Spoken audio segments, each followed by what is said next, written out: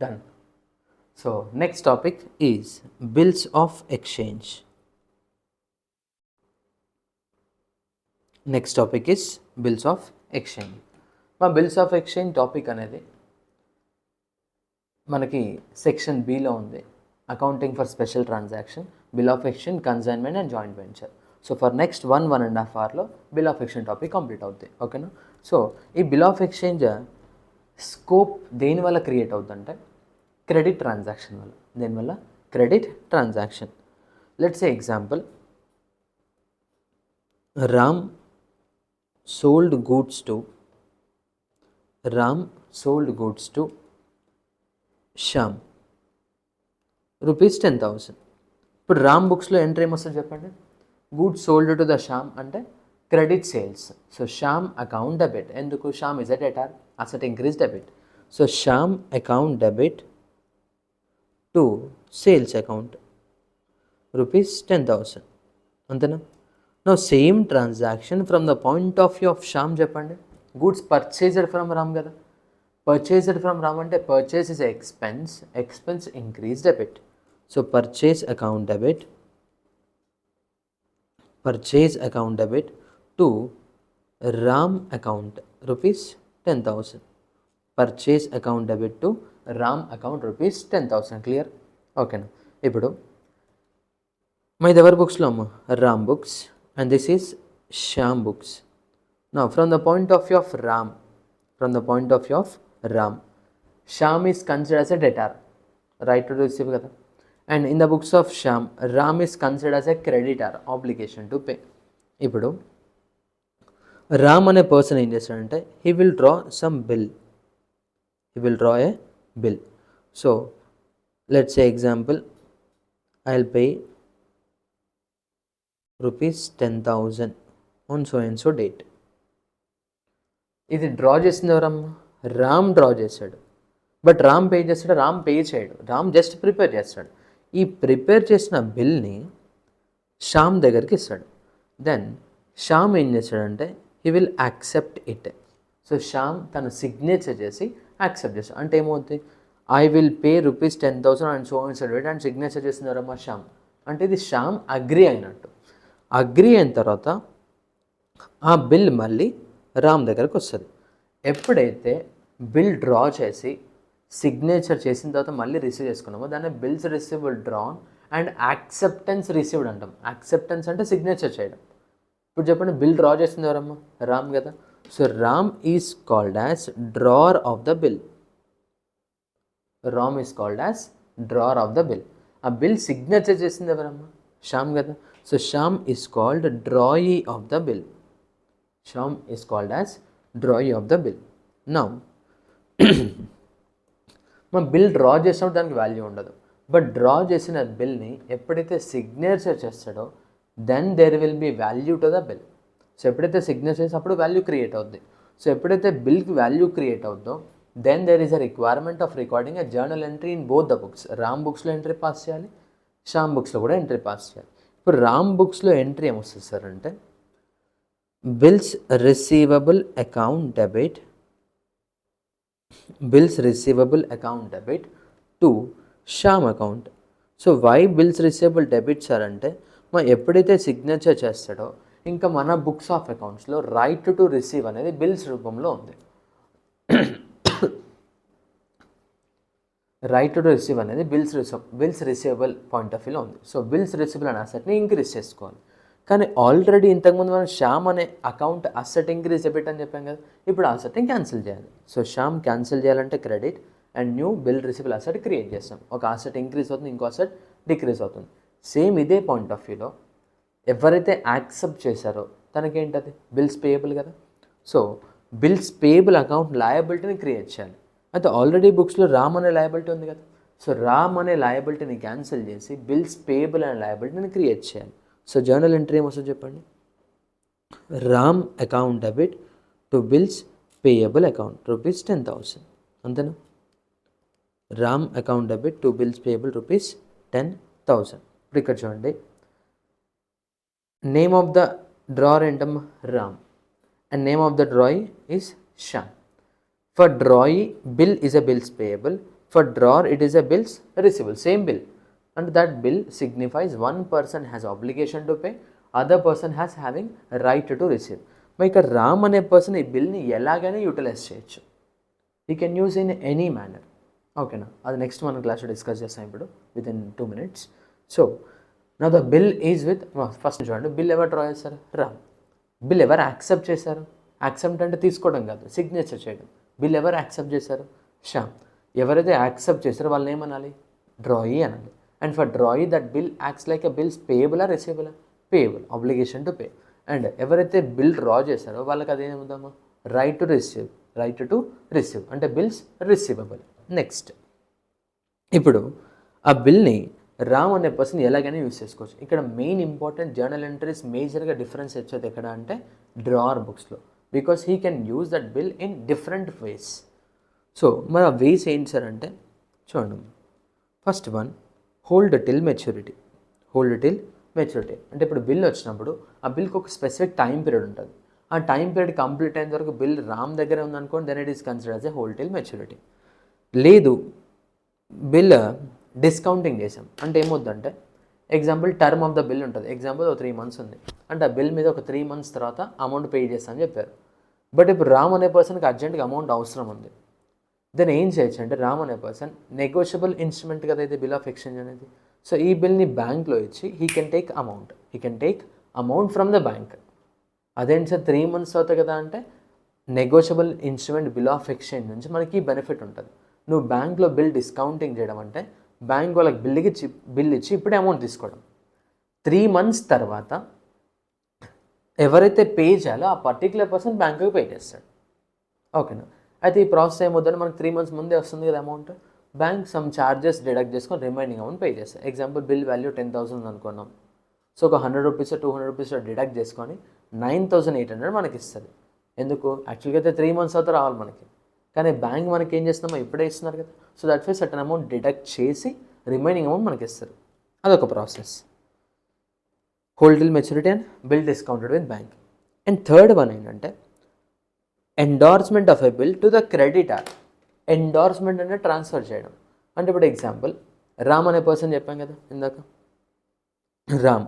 ఇప్పుడు bill receiver Ram దగ్గర ఉంది కదా, మేబీ రామ్ అనే పర్సన్ రహీమ్ అనే పర్సన్కి పే చేయాలి. అంటే there is already separate obligation for Ram. ఇప్పుడు ఎలాగైతే శ్యామ్ అనే పర్సన్ రామ్ పే చేయాలి, రామ్ కూడా ఇంకెవరికైనా పే చేసి ఉండొచ్చు కదా. సో ఈ బిల్ని ఏం చేస్తారంటే, ఆ పర్టికులర్ పర్సన్ ఎవరికైతే పే చేయాలో తనకు ఆ బిల్ ఇచ్చి శ్యామ్ అనే దగ్గర నుంచి కలెక్ట్ చేసుకోవడం చెప్పచ్చు. దాన్ని ఎండార్స్మెంట్ టు ద క్రెడిటర్ అనాలి. ఏమనాలి? Endorsement to the creditor. And అలా కాదు, హోల్డ్ టిల్ మెచ్యూరిటీ అంటే మన దగ్గర ఉండడు. బిల్ డిస్కౌంట్ విత్ బ్యాంక్ అంటే అమౌంట్ బ్యాంక్ దగ్గర నుంచి కలెక్ట్ చేసుకుంటాం, బ్యాంక్ వాళ్ళు ఫ్యూచర్లో శ్యామ్ దగ్గర నుంచి కలెక్ట్ చేసుకుంటారు. Endorsement of a bill to creditor అంటే మనకి ఎవరికైతే ఆబ్లిగేషన్ ఉందో ఆ పర్టికులర్ పర్సన్కి బిల్ ఇచ్చేసి సో అండ్ సో పర్సన్ దగ్గర తీసుకోండి అని చెప్పచ్చు. Fourth one, bill sent to bank for collection. ఇదేమవుతుందంటే మనం బిల్ని బ్యాంక్ ఇస్తాం, బ్యాంక్ వాళ్ళు మనకి ఇమీడియట్గా అమౌంట్ ఇవ్వరు. కస్టమర్ దగ్గర నుంచి బ్యాంక్ వాళ్ళు కలెక్ట్ చేసి అప్పుడు అమౌంట్ మనకి ఇస్తారు. మరి దీనికి డిఫరెన్స్ చేయాలి. డిస్కౌంట్ విత్ బ్యాంక్కి ఫోర్త్ వన్కి, second one and fourth one. Second కేసులో మనం బిల్ ఇచ్చిన వెంటనే బ్యాంక్ వాళ్ళు మనకి అమౌంట్ ఇస్తారు, ఫ్యూచర్లో కస్టమర్ దగ్గర నుంచి బ్యాంక్ వాళ్ళు కలెక్ట్ చేసుకుంటారు. బట్ ఫోర్త్ వన్ ఏంటంటే మనం బిల్ని బ్యాంక్ వాళ్ళు తీసుకొని బ్యాంక్ వాళ్ళు కలెక్ట్ చేసిన తర్వాత అప్పుడు మనకి అమౌంట్ ఇస్తారు. అంటే మనం చేయాల్సిన వరకు బ్యాంక్ వాళ్ళు చేసిస్తున్నారు అని. Acts like a agent, so that we have to pay commission. అంటే వాళ్ళు కలెక్ట్ చేసి మనకి ఇస్తున్నారు, అంతే, సింపుల్. ఓకేనా. So parties involved in a bill of exchange. నార్మల్గా అయితే 2%, drawer and draw. But some times ఏమవుతుందంటే 3 members కూడా ఇన్వాల్వ్ అవ్వచ్చు. ఇప్పుడు ఇదే కేసు తీసుకొని హోల్డ్ టిల్ మెచ్యూరిటీ అనుకోండి, 2 members ఉంటారు, Ram and Shyam. But discounted with bank అనుకోండి, రామ్ అనే పర్సన్ బిల్ డ్రా చేస్తున్నాడు, శ్యామ్ అనే పర్సన్ యాక్సెప్ట్ చేస్తున్నాడు. కానీ ఫ్యూచర్లో అమౌంట్ ఎవరు కలెక్ట్ చేసుకుంటామో బ్యాంక్ వాళ్ళే కలెక్ట్ చేసుకుంటారు, అవునా కదా. అంటే ఇక్కడ 3 members ఉన్నారు. నెక్స్ట్ ఎండోర్స్డ్ ద క్రెడిటర్ అనుకుందాం. అంటే మనం ఎవరికైతే పే చేయాలో వాళ్ళకి ఇచ్చాం బిల్. సో మనం డ్రా చేసాం, మన కస్టమర్ యాక్సెప్ట్ చేశాడు, అండ్ మన దగ్గరకు వచ్చిన బిల్ని మనం ఇంకెవరికో క్రెడిటర్కి ఇస్తే కస్టమర్ దగ్గర నుంచి క్రెడిటర్ కలెక్ట్ చేసుకుంటున్నాడు. అంటే ఏంటి?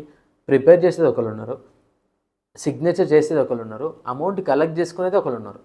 మనం ప్రిపేర్ చేసి మనమే కలెక్ట్ కూడా చేయొచ్చు. ఎప్పుడు అది హోల్డ్ టిల్ మెచ్యూరిటీ అవుతాయి. ఓకేనా. So parties to the bill of exchange చూడండి, drawer, drawee and payee. So drawer అంటే హూ డ్రాస్ ద బిల్, అంటే ఎవరైతే ప్రిపేర్ చేస్తున్నారో వాళ్ళని అనాలి. డ్రాయి అంటే who accepts the bill, who accepts the bill అంటే ఎవరైతే సిగ్నేచర్ చేస్తున్నారో నేను పే చేస్తాను అని ఆ పర్సన్ని మనం డ్రాయి అనాలి. And payee of the bill అంటే the person who collects the amount of the bill, అంటే ఆ బిల్ నుంచి వచ్చే అమౌంట్ ఎవరైతే కలెక్ట్ చేసుకుని వాళ్ళని పే అనాలి. మా pay and drawer will be same in case of hold till maturity, అంటే మన దగ్గరే ఉంటుంది బిల్, ఆ బిల్ దగ్గర నుంచి మనం అమౌంట్ కలెక్ట్ చేసుకోవచ్చు. ఓకేనా. So these are the parties to the bill and situations. ఇప్పుడు మనం ఎంట్రీస్ చూద్దాం. So accounting for bill of exchange transactions, situations in case of a drawer, first one hold till maturity, second one bills discounted with bank, third one endorsement of a bill to the creditor, and fourth one bill sent to bank for collection. Now each case the journal entries చూద్దాం. First goods sold on credit. Goods sold on credit అంటే ఎంత ఏమొస్తుంది చెప్పండి, debtors accountable to sales.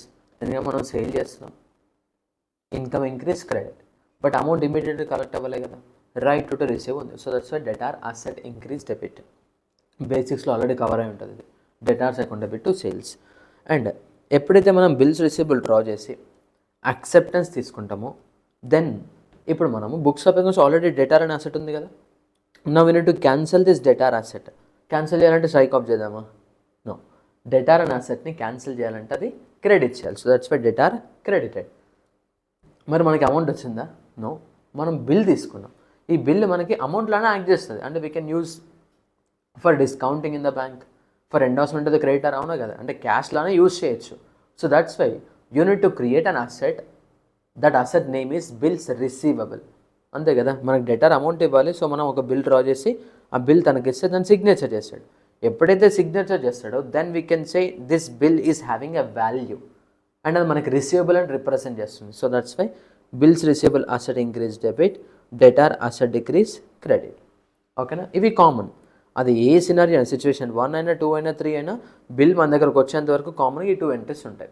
ఇప్పుడు bill మన దగ్గర ఉంది కదా, నా the situation wise entries change అవుతూ ఉంటాయి. మరి these 2 entries are common for all the scenarios. Credit sale చేస్తాం, బిల్ డ్రా చేసి యాక్సెప్టెన్స్ తీసుకుంటాం. ఇప్పుడు బిల్ మన దగ్గర ఉంది. ఇప్పుడు ఈ పర్టికులర్ బిల్ సిచ్యువేషన్ 1 ఏంటంటే హోల్డ్ టిల్ మెచ్యూరిటీ, అంటే బిల్ టైం పీరియడ్ అయ్యేంత వరకు బిల్ మన దగ్గరే ఉంది. అంటే ఎగ్జాంపుల్ 3 మంత్స్ ఉంది, 3 మంత్స్ వరకు బిల్ మన దగ్గర ఉంది. 3 మంత్స్ తర్వాత స్టోరీ అవుతుంది ఇక్కడ. ఆ స్టోరీ ఏంటంటే ఒకటి మన డెటార్ మనకి అమౌంట్ ఇచ్చేయచ్చు, or else fail to pay అంటే డిజానర్ అవ్వచ్చు. అమౌంట్ ఇచ్చేసరికి దాన్ని హానర్ ఆఫ్ ద బిల్ అనాలి. అమౌంట్ ఇవ్వలేదు అనుకోండి డిజానర్ ఆఫ్ ద బిల్.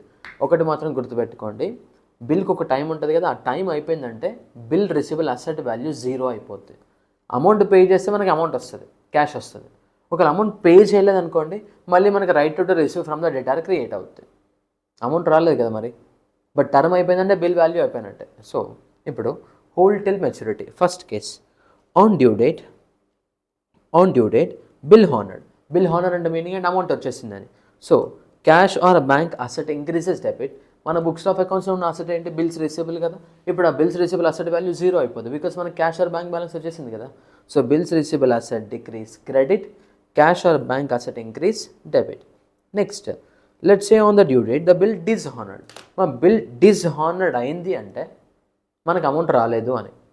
సరే, ఫస్ట్ థింగ్ అమౌంట్ వచ్చినా రాకపోయినా టైం పీరియడ్ అయిపోయిందంటే బిల్ వాల్యూ బికమ్స్ నిల్ వాల్యూ, అవునా కదా. So asset decrease credit, bills receivable asset decrease credit. మరి అమౌంట్ వచ్చిందా? ఒకవేళ అమౌంట్ వస్తే క్యాష్ ఆర్ బ్యాంక్ డెబిట్ అవ్వలేదు, హానర్ కేసులో డిస్కస్ చేస్తాం. అదే డిజానర్ అయిందనుకోండి మళ్ళీ మనకి డెటార్ అనే అసెట్ క్రియేట్ అవుతుంది. మీరు చూడండి, ఇనీషియల్గా డెటార్ అనే అసెట్ని క్యాన్సిల్ చేసి బిల్ రిసీవబుల్ అసెట్ నోట్ చేస్తాం. ఇప్పుడు బిల్ రిసీవబుల్ అసెట్ని క్యాన్సిల్ మళ్ళీ డెటార్ అనే అసెట్ నోట్ చేయాలి, రివర్స్. డిజానర్ కదా, అంటే right to receive again increases. So debtor asset increase debit, bills receivable asset decrease credit. ఎందుకు ఇది డిజానర్ అయితే. Next bills receivable discounted with the bank. Bills receivable discounted with the bank. Let's say example bill value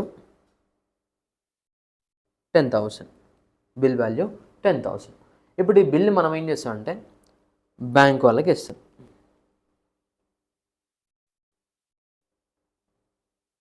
so బిల్ని బ్యాంక్లో discounting చేస్తాం. అంటే example let's say 3 months bill కదా, so 3 months bill at 12% interest rate అనుకుందాం, discounting charges. So అప్పుడు calculation అవుతామా, 10,000 into 12% into 3/12. 10,000 into 12% into 3/12, that is equals to 300. So ఈ 300 meaning ఏంటంటే మనం 10,000 బిల్ రిసీవబుల్ బ్యాంక్ ఇచ్చేస్తాం, బ్యాంక్ వాళ్ళు 300 డిడక్ట్ చేసుకొని రిమైనింగ్ అమౌంట్ మనకి ఇస్తారు.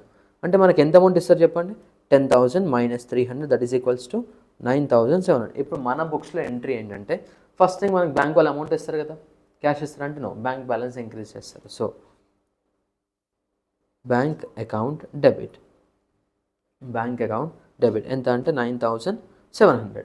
బట్ మనం బిల్ ఇచ్చేసాం కదా, ఆ బిల్ వాల్యూ ఎంత, 10,000. Bills receivable asset decrease credit. So 2 bills receivable 10,000. మరి మ్యాచ్ అయిందా డెబిట్ క్రెడిట్, నో, ఇంకా డిఫరెన్స్ ఉంది కదా 300. ఈ 300 ఏంటి చెప్పండి, డిస్కౌంట్ ఛార్జెస్.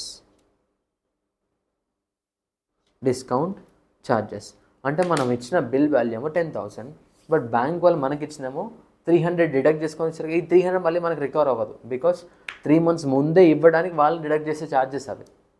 ఓకేనా, ఆఫ్టర్ 3 months మన కస్టమర్ వెళ్ళి బ్యాంకుకి 10,000 పే చేయాలి.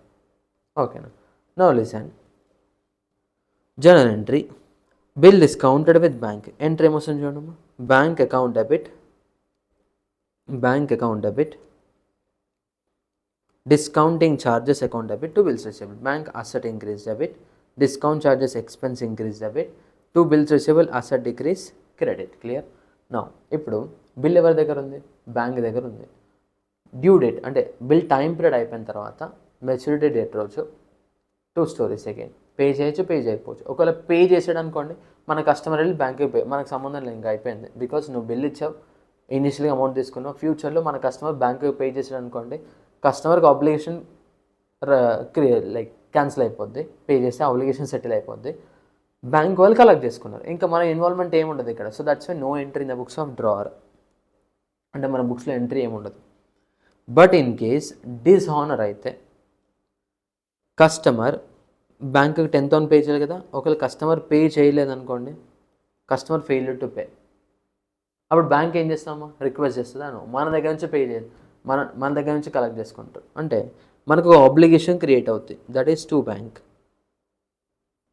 ఎంత అంటే 10,000, బికాస్ కస్టమర్ 10,000 ఇవ్వాలి కదా బ్యాంక్కి, మనం 10,000 పే చేయాలని నోట్ చేస్తాం. ఇక్కడ బ్యాంక్ అంటే bank name, let's say example SBI bank, ICICI bank, Canara bank, అంటే బ్యాంకుకి పే చేయాలి, ఆబ్లిగేషన్ లయబిలిటీ. ఓకేనా, 10,000. మరి మనకెవరు పే చేస్తారు, again debtor. So debtor account debit ₹10,000. అంటే డిజానర్ కేసులో debtor account debit to bank account, debtor account debit to bank account. Done. Next endorsement of a bill to the creditor. Next situation అంటే క్రెడిటర్కి మనం endorse చేస్తున్నాం.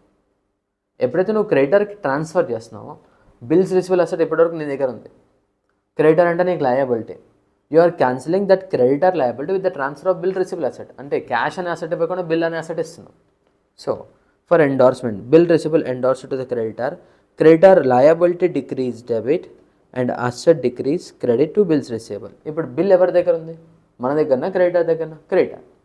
On due date customer, మన customer ఎవరికి pay చేయాలి, క్రెడిటర్కి pay చేయాలి. అంటే if the bill is honoured no entry, మనకు సంబంధం లేదు, కస్టమర్ వెళ్ళి మన క్రెడిటర్కి పే చేసాడు.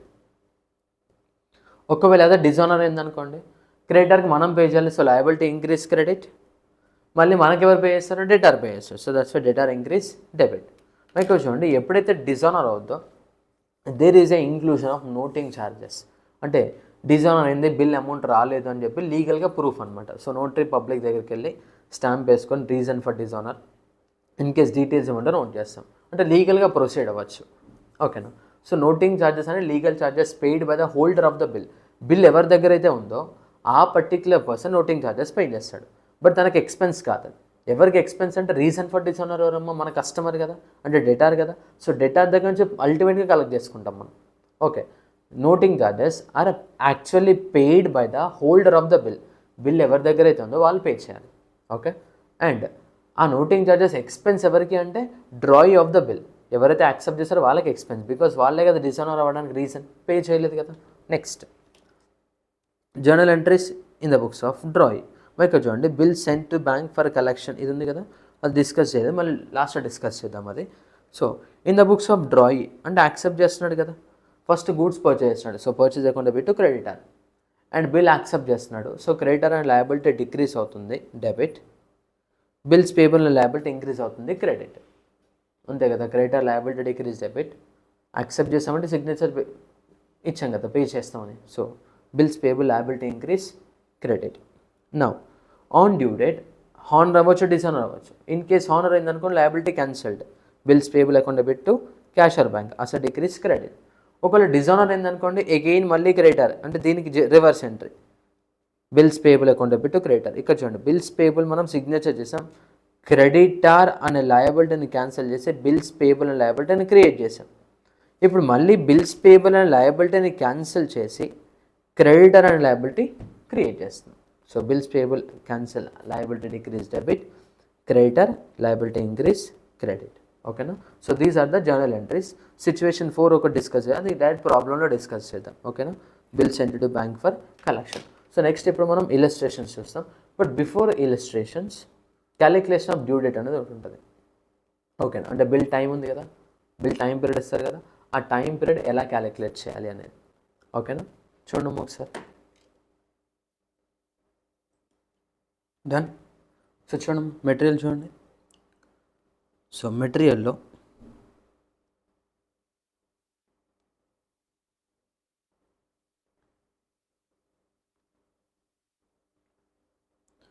calculation of due date, date of maturity or due date of a bill of exchange and days of grace. Okay na.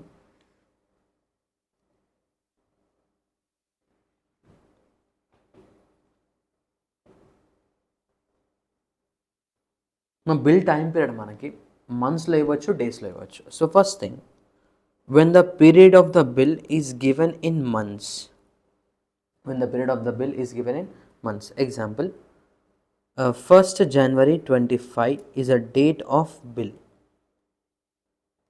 So మనకి time period ఇచ్చారు మంత్స్లో 3 months అని చెప్పారు. ఇప్పుడు 3 monthsని ఎలా షిఫ్ట్ చేయాలంటే 1st January కదా, 1st February 1 month అయినట్టు, 1st March 2 months అయినట్టు, 1st April 3 months, అంటే 1st April 2025కి 3 months అయినట్టు. అయితే గ్రేస్ పీరియడ్ ఒక 3 days యాడ్ చేయాలి. మా 1st January నుంచి 3 months అంటే 1st February 1 month, 1st March 2 months, 1st April 3 months and plus 3 days అంటే 2nd, 3rd, 4th. So 4th day is a, so 4th April is a maturity date. ఇప్పుడు ఇక్కడ చూడండి, bill dated 4th May అని చెప్పాడు, payable in 3 months, that is after date, that is after date. Bill after date అంటే నువ్వు ఏ date రోజు అయితే bill draw చేసావు అక్కడ నుంచి కన్సిడర్ చేస్తాం మనం. సో 4th May నుంచి 3 months అంటే 4th June, 4th July and 4th August. అక్కడ నుంచి 3 days, 5th, 6th and 7th. సో 7th day is a due date. So that's why 7th August 23 due date అన్న మెచ్యూరిటీ డేట్ అన్న ఒకటే. ఓకేనా. Next, when the period of the bill is given in number of days. ఇక్కడ చూడండి, given bill date is 5th June, payable in 65 days. So 5th June ఉన్నారు కదా, 5th June నుంచి 65 days add చేయాలి. అసలు జూన్లో మనకి ఎన్ని డేస్ ఉంటాయి? 30 days ఉంటాయి. ఇగ్నోర్ 5 days, అంటే 5th June నుంచి 5th June వరకు ఇగ్నోర్ చేయండి, అంటే 30 - 5. సో జూన్లో 25 days వస్తాయి, అక్కడికి జూన్ అయిపోద్ది. ఓకేనా. నెక్స్ట్ జూలై ఎన్ని డేస్? 31 days. సో 25 + 31 days అయిపోయినాయి, అంటే ఇక్కడికి ఆల్రెడీ 56 days అయిపోయినాయి. మొత్తం ఎన్ని డేస్ మనకి టైం? 65 days. అంటే 65లో 56 ఆల్రెడీ అయిపోయినాయి కదా, అంటే నేను 9 days ఉన్నాయి ఇంకా. సో ఇది జూన్ కదా, July, this one is June, July and August. August 9th వరకు వచ్చింది. మరి ఇక్కడ నుంచి 3 grace days అంటే 10, 11, 12. So August 12 is a maturity date. 3 grace days ఉండాలి. నెంబర్ ఆఫ్ మంత్స్ అనుకోండి, నువ్వు డేస్ కౌంట్ చేయకూడదు, same date next month shift చేసుకుంటూ వెళ్ళాలి. బట్ నెంబర్ ఆఫ్ డేస్లో ఇస్తే ఆ పర్టికులర్ ఏ రోజైతే స్టార్ట్ చేసినా ignore that date. Example 1st June నుంచి స్టార్ట్ చేస్తాం. సో 1st జూన్ ఇగ్నోర్ చేయాలి, అంటే జూన్లో 29 డేస్ ఉంటాయి. ఓకేనా, జూన్లో 29 డేస్ ఉంటాయి, అలా తీసుకోవాలి మనం. ఓకేనా, సపోజ్ ఎగ్జాంపుల్ మెచ్యూరిటీ డేట్ అనేది నేషనల్ హాలిడే అనుకోండి. అప్పుడు మనం ఏం చేయాలంటే ప్రిసీడింగ్ బిజినెస్ డే తీసుకోవాలి. ఏది తీసుకోవాలి? ప్రిసీడింగ్ బిజినెస్ డే, అంటే ప్రిసీడింగ్ వర్కింగ్ డే. ఇప్పుడు 15th August, 26th January, these are national holidays.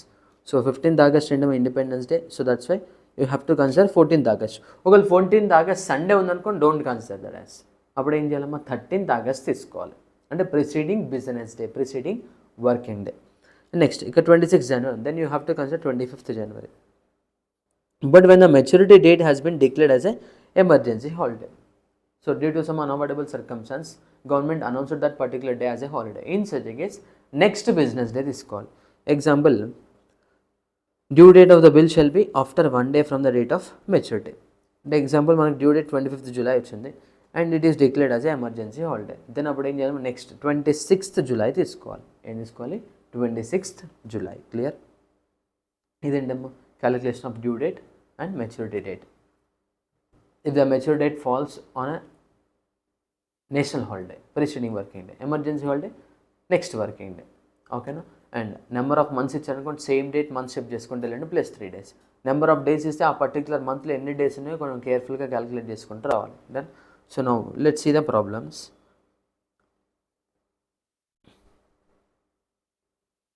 Illustration 18 చూడండి. Mohan sold goods to Sohan rupees 50,000. On 1st January 23, Mohan draw a bill for 3 months on Sohan, who accepted the same. Bill draw చేసింది ఎవరమ్మా? Mohan. Accept చేసింది ఎవరు? Sohan. Pass journal entries in the books of Mohan and Sohan in each of the following situations. 4 situations ఉన్నాయి. So bill send to bank for collection ఇక్కడ discuss చేస్తాం మనం. So first చూడండి, Mohan sold goods to Sohan అంటే journal entry ఏమొస్తుంది చెప్పండి? In the books of Mohan. This is in the books of Mohan, this is in the books of Sohan. Now first transaction, Mohan sold goods to Sohan. Entry Sohan account debit to sales account, అంతే కదా? సోహన్కి sale చేసాం మనం. So Sohan account debit to sales account. Amount ఎంత? rupees 50,000. Now for same transaction, in the point of view of Sohan, it is a purchase. So journal entry, purchase account debit to Mohan account, rupees 50,000. Done. Now on 1st January 23, Mohan draws a bill for 3 months and the bill is retired by the Mohan till 31st March, retained by the Mohan till 31st March, and the Sohan paid it on the due upon presentation. So 1st January నుంచి bill draw చేస్తారు. So ఎప్పుడైతే bill draw చేస్తామో అప్పుడు journal entry ఏమొస్తుంది? Bills receivable account debit to Sohan account. So in the first case, bills receivable account debit to Sohan account. Bills receivable asset increase debit, Sohan debtor asset decrease credit. ఎంత? 50,000. For the same transaction in the books of Sohan, it is a bills payable accepted, right? So journal entry ఏమొస్తుందమ్మా? Mohan account debit to bills payable account. Mohan account debit to bills payable account, rupees 50,000. అంతేనా? Yes. Now the bill is retained by Mohan till 31st March. 3 months bill కదా. 1st January అంటే 1st March, so 1st February, 1st March and 1st April. So 31st March అంటే time period 3 months మొత్తం మన దగ్గర ఉంది. Sohan paid the amount అంటే ఏంటి? Bill receivable honoured, bills receivable honoured. So ఇక్కడ చూడండి, first bills receivable to Sohan and honour అని చెప్పాడు కదా, అంటే ఏంటమ్మా? Bank or cash account debit to bills receivable account. So మనకి అమౌంట్ వచ్చేసి bills receivable asset decrease. That is in the books of Mohan for first scenario. In the books of Sohan ఏమో చెప్పండి? Mohan account debit to bills payable అంటే initial accepted entry, first purchase entry ఉంటుంది, తర్వాత acceptance given Mohan to bills payable. Later settle చేసాం కదా, bills payable account debit to cash or bank. Now bill is discount to the bank bank pays 49,000 to Mohan, Sohan paid the till the bill amount on the due date. ఇప్పుడు మనం bill bank ఇచ్చాం, so bank వాళ్ళు మనకి ఎంత ఇచ్చారు, 49,000 ఇచ్చారు. So entry ఏమొస్తుంది చెప్పండి, bank account debit 49,000, discount charges account debit 1,000 to bills receivable 50,000, అవునా కదా. So bank balance increase debit 49,000, discount charges expense increase debit 1,000 to bills receivable 50,000. ఇప్పుడు డ్యూ డేట్ రోజు మన కస్టమర్ మోహన్ ఎవరైతే ఉన్నారో, సోహన్, సో కస్టమర్ సోహన్ ఎవరైతే ఉన్నారో వాళ్ళు ఏం చేశారు, బ్యాంక్కి పే చేశారు. పే చేస్తే ఎంట్రీ ఏమైనా వస్తుంది అక్కడ, నో. So on due date bill is settle by Sohan, there will be no entry in the Mohan books, because Sohan వెళ్ళి బ్యాంక్కి పే చేశాడు. మనం ఆల్రెడీ డిస్కౌంటింగ్ చేసాం, డిస్కౌంట్ చార్జెస్ డిడక్ట్ అంతా రిమైనింగ్ అమౌంట్ మనం కలెక్ట్ చేసుకున్నాం, బ్యాంక్ వాళ్ళు కలెక్ట్ చేసుకున్నారు. So no entry in the books of Mohan. Next, bill endorsed by Rohan, bill endorsed the Mohan endorsed the bill to Rohan, అంటే తన own creditor, in settlement of his claim of rupees 51,000, the bill is settled on the due date. అంటే ఏంటి, customer pay చేశాడు. ఇప్పుడు చూడండి, actual మనం రోహన్ అనే పర్సన్కి ఎంత పే చేయాలి, 51,000 పే చేయాలి. మన దగ్గర బిల్ ఎంత ఉంది, 50,000 ఉంది. సో లిసన్ కేర్ఫుల్, మనము రోహన్కి ఎంత పే చేయాలి, 51,000 పే చేయాలి. మన దగ్గర బిల్ రిసీవబుల్ ఎంత ఉంది, 50,000 ఉంది. Now we are settling 51,000 by endorsing 50,000, అంటే 51,000 లయబిలిటీ సెటిల్ చేయడం కోసం 50,000 వర్త్ ఆఫ్ బిల్ ఇస్తున్నాం, అంటే తక్కువ ఇస్తున్నాం కదా, సెటిల్మెంట్ అయిపోతుంది. That is a income gain discount received. So first రోహన్కి ఎండార్స్ చేస్తాం అంటే liability decrease debit, so Rohan account debit ఎంత, 51,000. మనం ఏమి ఇస్తున్నాము, బిల్ రిసీబుల్ ఇస్తున్నాయి కదా, asset decrease credit, so to bill receivable 50,000. మీరు చూడండి, లయబిలిటీ ఏమో 51,000 డిక్రీజ్ అయింది, అసెట్ మాత్రం 50,000 డిక్రీజ్ అయింది. ఎక్కువ లయబిలిటీ డిక్రీజ్ అయింది కదా, that is a gain decrease gain increase credit. So discount is a gain rupees 1,000. ఓకేనా. నెక్స్ట్ చూడండి, bills sent to bank for collection. Mohan sent the bill to bank for collection on the due date. Bank collected bill amount and after deducting collection charges 100 paid the balance to the Mohan. ఇక్కడ చూడండి, first మనము in the books of Mohan చూద్దాం.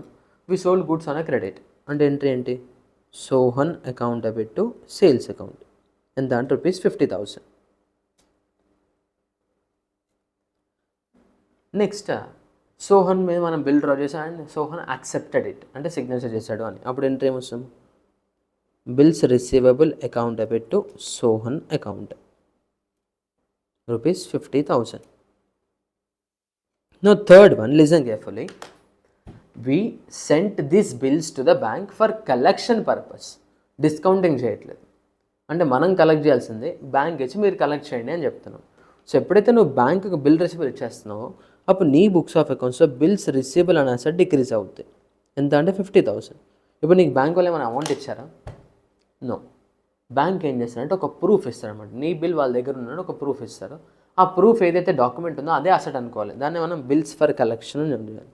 ఏమన్నా చేయాలి, bills for collection. అంటే here bank working as a agent, అంటే మనం collect చేయాలి, బట్ మనం బ్యాంక్ ఇస్తే బ్యాంక్ వాళ్ళు కలెక్ట్ చేసిన తర్వాత అప్పుడు మనకి అమౌంట్ ఇస్తారు. నా ఎగ్జాంపుల్, బ్యాంక్ కలెక్టెడ్ 50,000, బ్యాంక్ వాళ్ళు 50,000 కలెక్ట్ చేసుకున్నారు. ఇప్పుడు చూడండి, బ్యాంక్ వాళ్ళు మనకు ఎంటైర్ 50,000 ఇస్తారంటే ఎంటైర్ 50,000 ఇవ్వరు, ఎందుకంటే నీకోసం వాళ్ళు వర్క్ చేసి ఇచ్చారు కదా. నువ్వు కలెక్ట్ చేయాల్సిందే, నీ టైం సేవ్ చేసి they collected amount from your customer, అవునా కదా. So for that they will charge collection charges. ఓకేనా.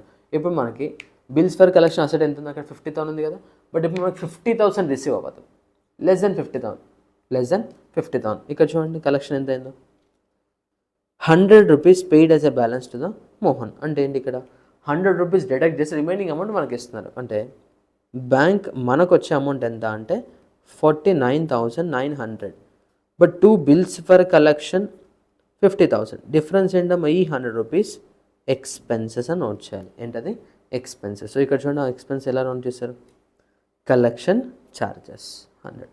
ఏంటది, collection charges 100. So that is about illustration 18. Next illustration 19. Illustration 19 చూడమ్మా, important. Sunil owed Anil rupees 80,000. అంటే సునీల్ అనే పర్సన్ అనిల్కి పే చేయాలంట 80,000. Anil draws a bill on Sunil for that amount for 3 months. That is on 1st April 23. So that Sunil accepts it and return to the Anil. So Anil అనే person bill draw చేశాడు. So that Sunil signature చేసి accept చేసి return ఇచ్చేసాడు. Now on 15th April 23. సరే first thing, ఇది 1st April కదా, 1st April is the date of the bill. Term of the bill ఎన్ని months ఇచ్చారమ్మా? 3 months ఇచ్చారు. Okay, now 15th April Anil discounts it with CD bank name అది, at discount of 12% per annum. So discounting charges deduct చేసుకొని remaining amount pay చేస్తారు. ఎవరికమ్మా? అనిల్కి. Now on the due date the bill was dishonoured. అయ్యో, the bill was dishonoured అంటే ఏంటమ్మా? సునీల్ అనే person బ్యాంకుకి పే చేయలేదు. అప్పుడు ఏం చేయాలి? అనిల్ పే చేయాలి, అంతే కదా. Next, the bank paid noting charges ₹100. Bank వాళ్ళు ₹100 నోటింగ్ ఛార్జెస్ పే చేస్తారంట. So bank will recover that 100 from the Anil. Anil should recover the same 100 from Sunil, because reason సునీలే కదా. Next, Anil settles the bank claim along with the noting charges in the cash. నార్మల్గా అయితే bank balance నుంచి deduct చేసేస్తారు, but sometimes ఏం చేయొచ్చు అంటే bank may required to pay in cash. అంటే ఫస్ట్ మనం ఆబ్లిగేషన్ క్రియేట్ చేసుకోవాలి, లేటర్ ఆ ఆబ్లిగేషన్ని సెటిల్ చేయాలి. Sunil accepted the another bill for 3 months for the amount due, ఏదైతే అమౌంట్ ఇవ్వాలో దాంతో plus interest 3,000 on the 1st July 23. మా ఇంట్రెస్ట్ అనేది ఇక్కడ అనిల్ అనే పర్సన్కి పేమెంట్ చేయలేదు కదా, ఎవరమ్మా? Sunil. And as a consideration Sunil is ready to pay extra amount as a interest. ఎవరికి? అనిల్కి. బట్ ఇక్కడ ఏం చెప్తున్నాను చూడండి, he is ready to accept another bill for the amount due plus interest. అంటే ఇంట్రెస్ట్ కూడా బిల్ అమౌంట్లో ఉండాలి, న్యూ బిల్లో. Next, before the new bill become due Sunil retires the bill with a rebate of 500. Retirement అంటే డ్యూ డేట్ కంటే ముందే pay చేయడం, due date కంటే ముందే పే చేయడం. ఎంత రిబేట్ ఇస్తారంట? 500. అంటే డిస్కౌంట్ అన్న, రిబేట్ అన్న డిస్కౌంట్ అన్న ఒకటే. Show journal entries in the books of Anil. Show journal entries in the books of Anil. ఒకసారి చూడండి entries. First in the books of Anil కదా. First, Sunil owes Anil 80,000. 80,000 మనకి ఇవ్వాలి. Anil draws the bill and return. Anil draws the bill, so Sunil accepted and return to the Anil. ఇప్పుడు మనం Anil point of view think చేయాలి. For Anil it is a bills receivable, right? ఎవరు accept చేశారమ్మా? Sunil. So Sunil is a drawee and debtor. Now in the books of Anil journal entry will be bills receivable account debit to Sunil account. Rupees how much? 80,000. 80,000. Bills receivable account debit to Sunil account rupees 80,000. And next, on 15th April 23, Anil discounts it with CD Bank at a discount of 12% per annum. ఎప్పుడమ్మా ఇది? 15th April. 1st April bill draw చేసాం, bill time పెట్టి 3 months ఉంది, but 15 days అయిపోయిన తర్వాత, ఒక half month అయిపోయిన తర్వాత discounting చేశారు. 12% per annum అంటే ఇయర్లీ 12%. సార్ ఫస్ట్ అయితే ఎంట్రీ పాస్ చేయాలి కదా. డిస్కౌంటింగ్ విత్ బ్యాంక్ ఎంట్రీ ఏమొస్తుంది చెప్పండి? Bank account debit discount charges account debit to bills receivable account. Bills receivable worth ఎంతమ్మా? 80,000. డిస్కౌంటింగ్ చార్జెస్ చూద్దాం. So 80,000 into 12% into 2.5 divided by 12. 80,000 into 12% into 2.5 divided by 12. Sir ఎందుకు 2.5 sir అంటే అది 3 months bill, but ఇమీడియట్గా discounting చేయలేము మనం. ఒక 15 days, half month అయిపోయిన తర్వాత, అప్రాక్సిమేట్లీ ఒక హాఫ్ మంత్ అయిన తర్వాత అప్పుడు డిస్కౌంటింగ్ చేసాం. So that bank will deduct 2,000 as a discounting charges. So that మనకి ఇచ్చే అమౌంట్ ఎంతమ్మా? 78,000 అమౌంట్ ఇస్తాను. ఓకేనా? Now listen. On the due date bill was dishonoured. ఎప్పుడైతే బిల్ డిజానర్ అవుతాం, బిల్ ఇక్కడ మన దగ్గర ఉందా, బ్యాంక్ దగ్గర ఉందా? బ్యాంక్ దగ్గర ఉంది. సో బ్యాంక్ వాళ్ళు ఏం చేస్తారమ్మా? డిజానర్ ఎంట్రీ, మనం డిజానర్ ఎంట్రీ పాస్ చేయాలి కదా. So discounted bill dishonoured, discounted bill dishonour, and there is a noting charges. There is a noting charges. మనం నోటింగ్ ఛార్జెస్ అని అకౌంట్ యూస్ చేయకూడదు, బికాస్ అది మనకి ఎక్స్పెన్స్ కాదు, బట్ మనం అయితే పే చేయాలి. సో మనకెవరు పే చేయాలి మరి? సునీల్ పే చేయాలి. So Sunil again become debtor. నార్మల్గా అయితే బిల్ అమౌంట్ ఎంత? 80,000. But there is a involvement of noting charges rupees 100. So ఇప్పుడు సునీల్ దగ్గర నుంచి మనం 80,100 రికవర్ చేసుకోవాలి. ఎంత? 80,100. మన సునీల్ దగ్గర నుంచి మనం రికవర్ చేస్తున్నామంటే ఎందుకమ్మా? బ్యాంకుకి పే చేయాలనే కదా. So 2 liability increase CD bank account credit. ఎంత? 80,100. అయితే ఇక్కడ ఏమైందమ్మా? సిడి బ్యాంక్ సెటిల్ చేసామా లేదా మనం చూడండి ఒకసారి. Anil settles a bank claim along with the noting charges in cash. అంటే మనం ఏం చేసాం? సిడి బ్యాంక్ క్యాష్ పే చేసాం. సో సిడి బ్యాంక్, మరి this is the name of the bank. So CD bank account debit to cash account rupees 80,100. మరి మనకి Sunil pay చేయాలి కదా. సునీల్ పే చేస్తాడు. చూడండి ఏం చేస్తాం. Sunil accepted another bill for 3 months for the amount due ఎంత? 80,100 ప్లస్ ఇంట్రెస్ట్. ఇంట్రెస్ట్ ఎంత? 3,000. అంటే న్యూ బిల్ అమౌంట్ ఎంతమ్మా? 83,100. సో ఫస్ట్ అయితే ఈ 3,000కి ఎంట్రీ పాస్ చేయాలి కదా. ఈ 3,000 ఏంటమ్మా? సునీల్ పే చేయాలి. ఎవరికి పే చేయాలి? అనిల్కి. So for Anil it is a expense income increase credit. So fifth entry income increase credit. So to interest account ఎంత? 3,000. మరి 3,000 ఇప్పుడు క్యాష్ వచ్చిందా మనకి? No.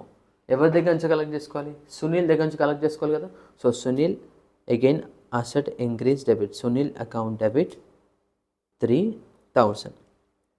Sunil account debit 3,000 to interest account. ఇప్పుడు మీరు చూసుకుంటే సునీల్ దగ్గర నుంచి మనకి ఎంత రావాలి? 80,100 plus this 3,000, 83,100. So for that Sunil accepted A bill. అంటే మనం మళ్ళీ కొత్త బిల్ డ్రా చేసాం. సునీల్ యాక్సెప్ట్ చేశాడు. So bills receivable account debit to Sunil account. Bills receivable ఎంతమ్మా? 80,100 plus 3,000 that is equals to 83,100. 83,100. ఇప్పుడు మనకి బిల్ రిసీవబుల్ ఉంది, asset 83,100. So now Sunil retires the bill with the rebate of 500. మనకి బిల్ నుంచి ఎంత రావాలి చెప్పండి? 83,100 కదా. సునీల్ ఇప్పుడు అమౌంట్ ఇచ్చేస్తున్నాడు, but under a rebate. Retire అంటే మీనింగ్ ఏంటో డ్యూ డేట్ కంటే ముందే పే చేయడం. సో రిబేట్ ఎంత వస్తుంది చెప్పండి ఇక్కడ మనకి? 500 కదా. So cash or else bank ఎలాగైనా ఇవ్వచ్చు కదా. So cash or bank account debit two bills receivable. నార్మల్గా అయితే ఎంట్రీ ఇలాగే ఉంటుంది, 83,100 అండ్ 83,100 అమౌంట్ వచ్చేస్తుంది కాబట్టి. బట్ ఇక్కడ మనకి అమౌంట్ ముందే వచ్చింది కదా. సో 83,100 ఇక్కడ నోట్ చేయొద్దు. There is a rebate. మనం డిస్కౌంట్ ఇస్తున్నాం కదా. So rebate 500 out of 83,100 we issued a discount 500 that is 82,600 మనకి రికవర్ అయిందని. So show journal entries in the books of Anil. So 82,600 rebate 500 to bill receivable 83,100. Clear? ఓకేనా? Hello. Illustration 20. So on 1st April 2023, Mr. Bala draws a bill 1,20,000 on Mr. Lala for the amount due for 4 months. On getting acceptance, that is on 5th April, Bala endorsed to its Mr. Kala. And that is endorsed to the creditor. In full satisfaction of his claim 1,40,000. And Kala and a person actually pays in the 1,40,000. And we are endorsing this 1,20,000 worth of bill by paying the balance difference in cash. అంటే మనకి ఏం discount రాలేదు. 1,40,000 settle చేస్తున్నాం. ఎలా? 1,20,000 ఏమో bill ఇస్తున్నాం and 20,000 cash ఇస్తున్నాం.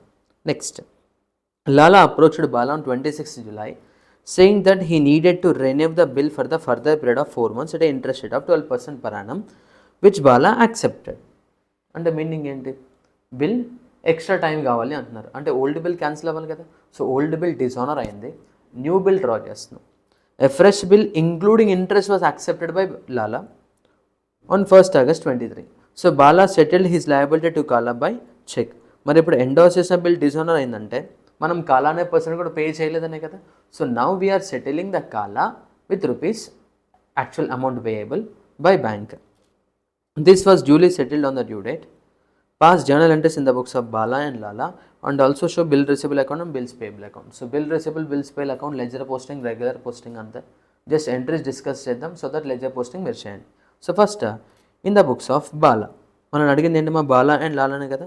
So first mister Bala dross a bill 1,20,000 on Mr. Lala getting acceptance. So for Bala it is a bill receivable because he is a drawer of the bill, and for Lala it is a bills payable. So bills receivable account debit to Lala account and Bala account debit to bills payable account. Next, Bala endorses it to Mr. Kala in full settlement of his claim.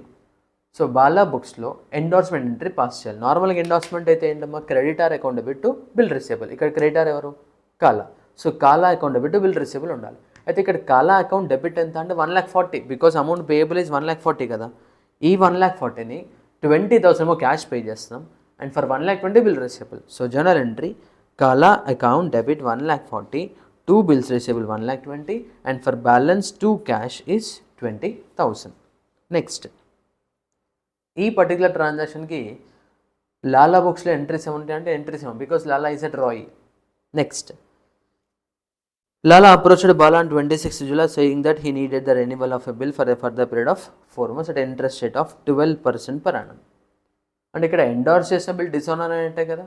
So ఏదైతే మనం కాలాకి endorse చేసామో ఆ bill dishonour అయింది. So journal entry for endorsed bill dishonour is debtor to creditor. మనకి debtor ఎవరమ్మా? బాలాకి Lala. Creditor ఎవరు? Kala. So Lala account debit to Kala account rupees 1,20,000 1,20,000. Same transaction in the books of లాలా.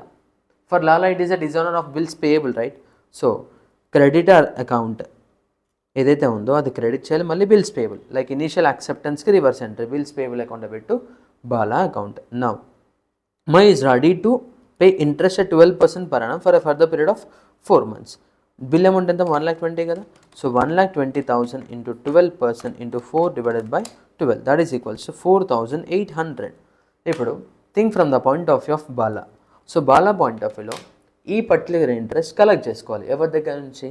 లాలా దగ్గర నుంచి కలెక్ట్ చేసుకోవాలి. So interest is a income, income increase credit and we have right to receive from the Lala. So Lala account debit to interest account, and for the same transaction in the books of Lala, for him it is a expense, right? And pay cheyali evarki? Balaki pay cheyali. Interest account debit to Bala account. Expense increase debit, payable liability increase credit. Next, a fresh bill including interest under 1,20,000 plus 4,800 1,24,800 కి new bill draw చేయాలి. So for Bala it is a bill receivable, bills receivable account debit to Lala account, bills receivable account debit to Lala account. And the same bill for Lala it is a bills payable, again same entry Bala account debit to bills payable, Bala account debit to bills payable account. Now Bala settled his liability to కాలా by cheque. ఇప్పుడు కాలా అనే పర్సన్కి ఒరిజినల్కి ఎంత pay చేయాలి చెప్పండి? 1,40,000 కదా. In that 1,40,000 we already paid 20,000 cash initial, అంటే ఇప్పుడు బ్యాలెన్స్ 1,20,000గా పే చేయాల్సింది. So Kala account debit to bank account 1,20,000. Next, this was duly settled on the due date. So on the due date of the second bill we received the amount. So cash or bank account debit to bills receivable account, there it is bills payable account debit to cash or bank account. Clear? Next, illustration number 22. X bought goods from Y for rupees 4,000. Y draws the bill on 1st January 23 for 3 months, which was duly accepted by X for this purpose. On 1st March 23, X arranged to retire the bill at a rebate of 12% per annum. Early settlement. Show the journal entries in the books of X and Y. Simple. So for Y, it is a purchase of the goods. Sorry, for X bought goods, right? So for X, it is a purchase of goods, and for Y, it is a sale of goods. So in the books of Y, X account debit to sales. Ade in the books of X అయితే purchase account debit to Y. Simple. Next, bill draw చేస్తారు కదా. So for in the books of Y, drawer కదా. So bills receivable account debit to X. For X, it is a drawee, he is a drawee, and for him, it is a bills payable. So Y account debit to bills payable account. Next, on 1st March 23, ఇక్కడ Y draws bill for 3 months, right? So 1st January 3 months అంటే 1st February, 1st March, 1st April, 2nd, 3rd, 4th. అయితే 1st Marchకి settle అంటే 1 month before for rebate of 12% కదా. So bill amount 4,000 into 12% divided by 12. So discount is 40 rupees. అయితే ఇక్కడ మనం first March అంటే ఎగ్జాక్ట్గా 30 days. So first March నుంచి due date of the bill 4th April. So March 31 plus April 4, 35 days ముందే పే చేస్తాం మనం. సో 35 days ముందే పే చేసే ఇంట్రెస్ట్ రిబేట్ ఇన్కమ్ ఎంత అంటే 4,000 into 12% into 35 divided by 365. 35 divided by 365. ఇప్పుడు చూడండి, వై అనే పర్సన్ కలెక్ట్ చేసుకుంటున్నాడు కదా, he has to allow discount. So 4,000లో 35 డిస్కౌంట్ ఇస్తే 35 అనే discount no, 4,000 into 12% into 35 divide by 365. So discount is 46 rupees. అంటే 4,000లో 46 రూపీస్ డిస్కౌంట్ అంట. అంటే 3,954 is actual amount received. So cash account debit 3,954, 2 bills receivable 4,000. నార్మల్గా రిబేట్ లేకపోతే క్యాష్ టు బిల్ రిసీవబుల్ వచ్చేది. బట్ ఇప్పుడు ముందే కలెక్ట్ చేసుకుంటున్నాం కాబట్టి మనం డిస్కౌంట్ ఆఫర్ చేయాలి, and that discount is a rebate. So rebate allowed is 46. మరి ఇక్కడ రిబేట్ అలౌడ్ అంటే అక్కడ రిబేట్ రిసీవ్డ్ కదా, ఇన్కమ్ కదా. So rebate received is a income 46, actual outflow for X is 3,954, bills payable liable decrease 4,000. Clear? Okay na? So with this we completed bill of exchange. Mind the illustration 23 and illustration number 21 మనం discuss చేయలేదు, అది మీరు సెల్ఫ్గా చూడండి, ఈజీగా అర్థమవుతుందా.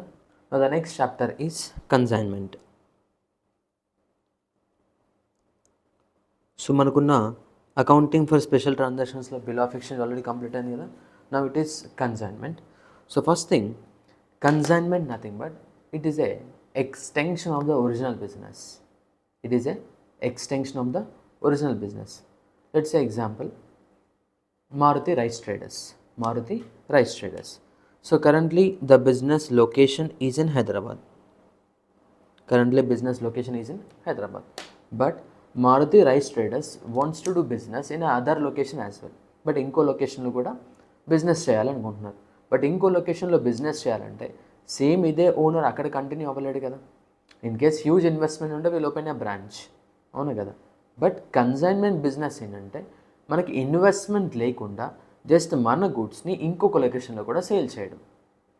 అంటే వీళ్ళు అపాయింట్ ఏజెంట్, ఒక పర్సన్ అపాయింట్ చేసుకొని అదర్ లొకేషన్లో మన గూడ్స్ని సెండ్ చేసి on behalf of us that other person will sell goods to the customers. ఆ కస్టమర్స్ దగ్గర నుంచి కలెక్ట్ చేసుకున్న అమౌంట్ని మళ్ళీ మనకి రెమిట్ చేస్తాడు. ఇది ప్రాసెస్. అంటే main business in one location, consignment business in other location. ఈ అదర్ లొకేషన్లో సపరేట్గా గూడ్స్ ఏం పర్చేస్ చేయరు.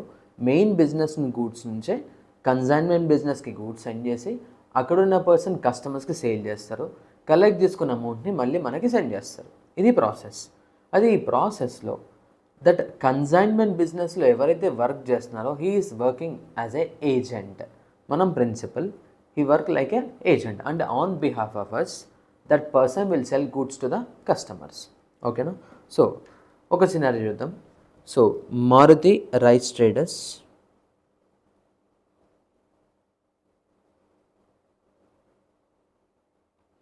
Maruti Rice Traders business is in Hyderabad. Now there is one person called Mahesh. Mahesh, he is a rice merchant. He is a rice merchant. Now Maruti Rice Traders will send goods to the Mahesh rice merchant who is having business in Vikarabad. Who is having business in Vikarabad. So Hyderabad నుంచి వికారాబాద్కి goods send చేస్తాం. ఆ goods ఏంటమ్మా, let's A rice bags ఒక 1000 send చేసాం అనుకుందాం. 1000 rice bags. ఓకేనా. So each rice bag cost is 1000 rupees. But this is number of bags and each bag cost ఎంతమ్మా 1000 rupees. So rice merchant duty ఏంటంటే ఈ గూడ్స్ని రిసీవ్ చేసుకొని he has to cell those goods to the customers. Cell that rice bags to the customers. Let's say example selling price 1250 అనుకుందాం. Now let's say 900 bags sold, 900 bags sold, each one at 1250, that is equals to 900 into 1250, 1,12,500, 1,12,500.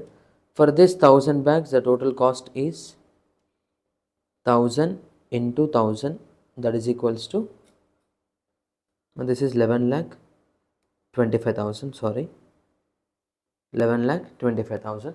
So for this 1000 bags he incurred cost of rupees 10 lakhs. Now see, Maruti rice Traders వాళ్ళు 1000 bags send చేశారు. Mahesh rice merchant 1000 bags receive చేసుకొని out of that 1000 bags remaining 900 bags sale చేశారు. Balance stock ఎంత ఉందమ్మా? Balance stock, so total 1000 send చేస్తే 900 sold out, balance 100. ఈ 100 stock related cost ఎంత అంటే each one 1000 rupees, right? Each one cost 1000 కదా. So 100 into 1000, that is equals to 1 lakh. ఓకేనా? Now ఇప్పుడు if we see profit and loss, so total cost ఇక్కడ ఎంతమ్మా? 10 lakhs కదా. 10 lakhs. Sales ఎంత? 11,25,000. అండ్ క్లోజింగ్ స్టాక్ ఎంత? 1 lakh. So total profit loss అంటే 12,25,000, difference 2,25,000 profit. నా ఇది చూసుకుంటే మనకి ఏమనిపిస్తుంది చెప్పండి? ఫైనల్ అకౌంట్స్లో ఉండే ప్రాఫిట్ అండ్ లాస్ అకౌంట్లో ఉంటుంది. ఓకేనా? But this is not profit and loss account, this is consignment account. Consignment account same acts like P&L. So debit side all expenses, credit side all incomes. ఓకేనా? అర్థమవుతుంది కదా? So main business is in Hyderabad, Maruti Rice Traders. Consignment business in Vikarabad, and the agent of the business is Mahesh Rice Merchant. మనం పంపించిన గూడ్స్ని Mahesh rice merchant sale చేస్తే he'll get amount, and thereafter he will remit that amount. ఇక్కడ 11,25,000 ఉంది కదా, this 11,25,000 sale చేసింది ఎవరమ్మా? Mahesh. But for Mahesh it is not a income, because Mahesh అనే person ఏం చేస్తాం? మారుతి రైస్ ట్రేడర్స్ చేయాల్సిన బిజినెస్ని ఇక్కడ చేస్తున్నాడు.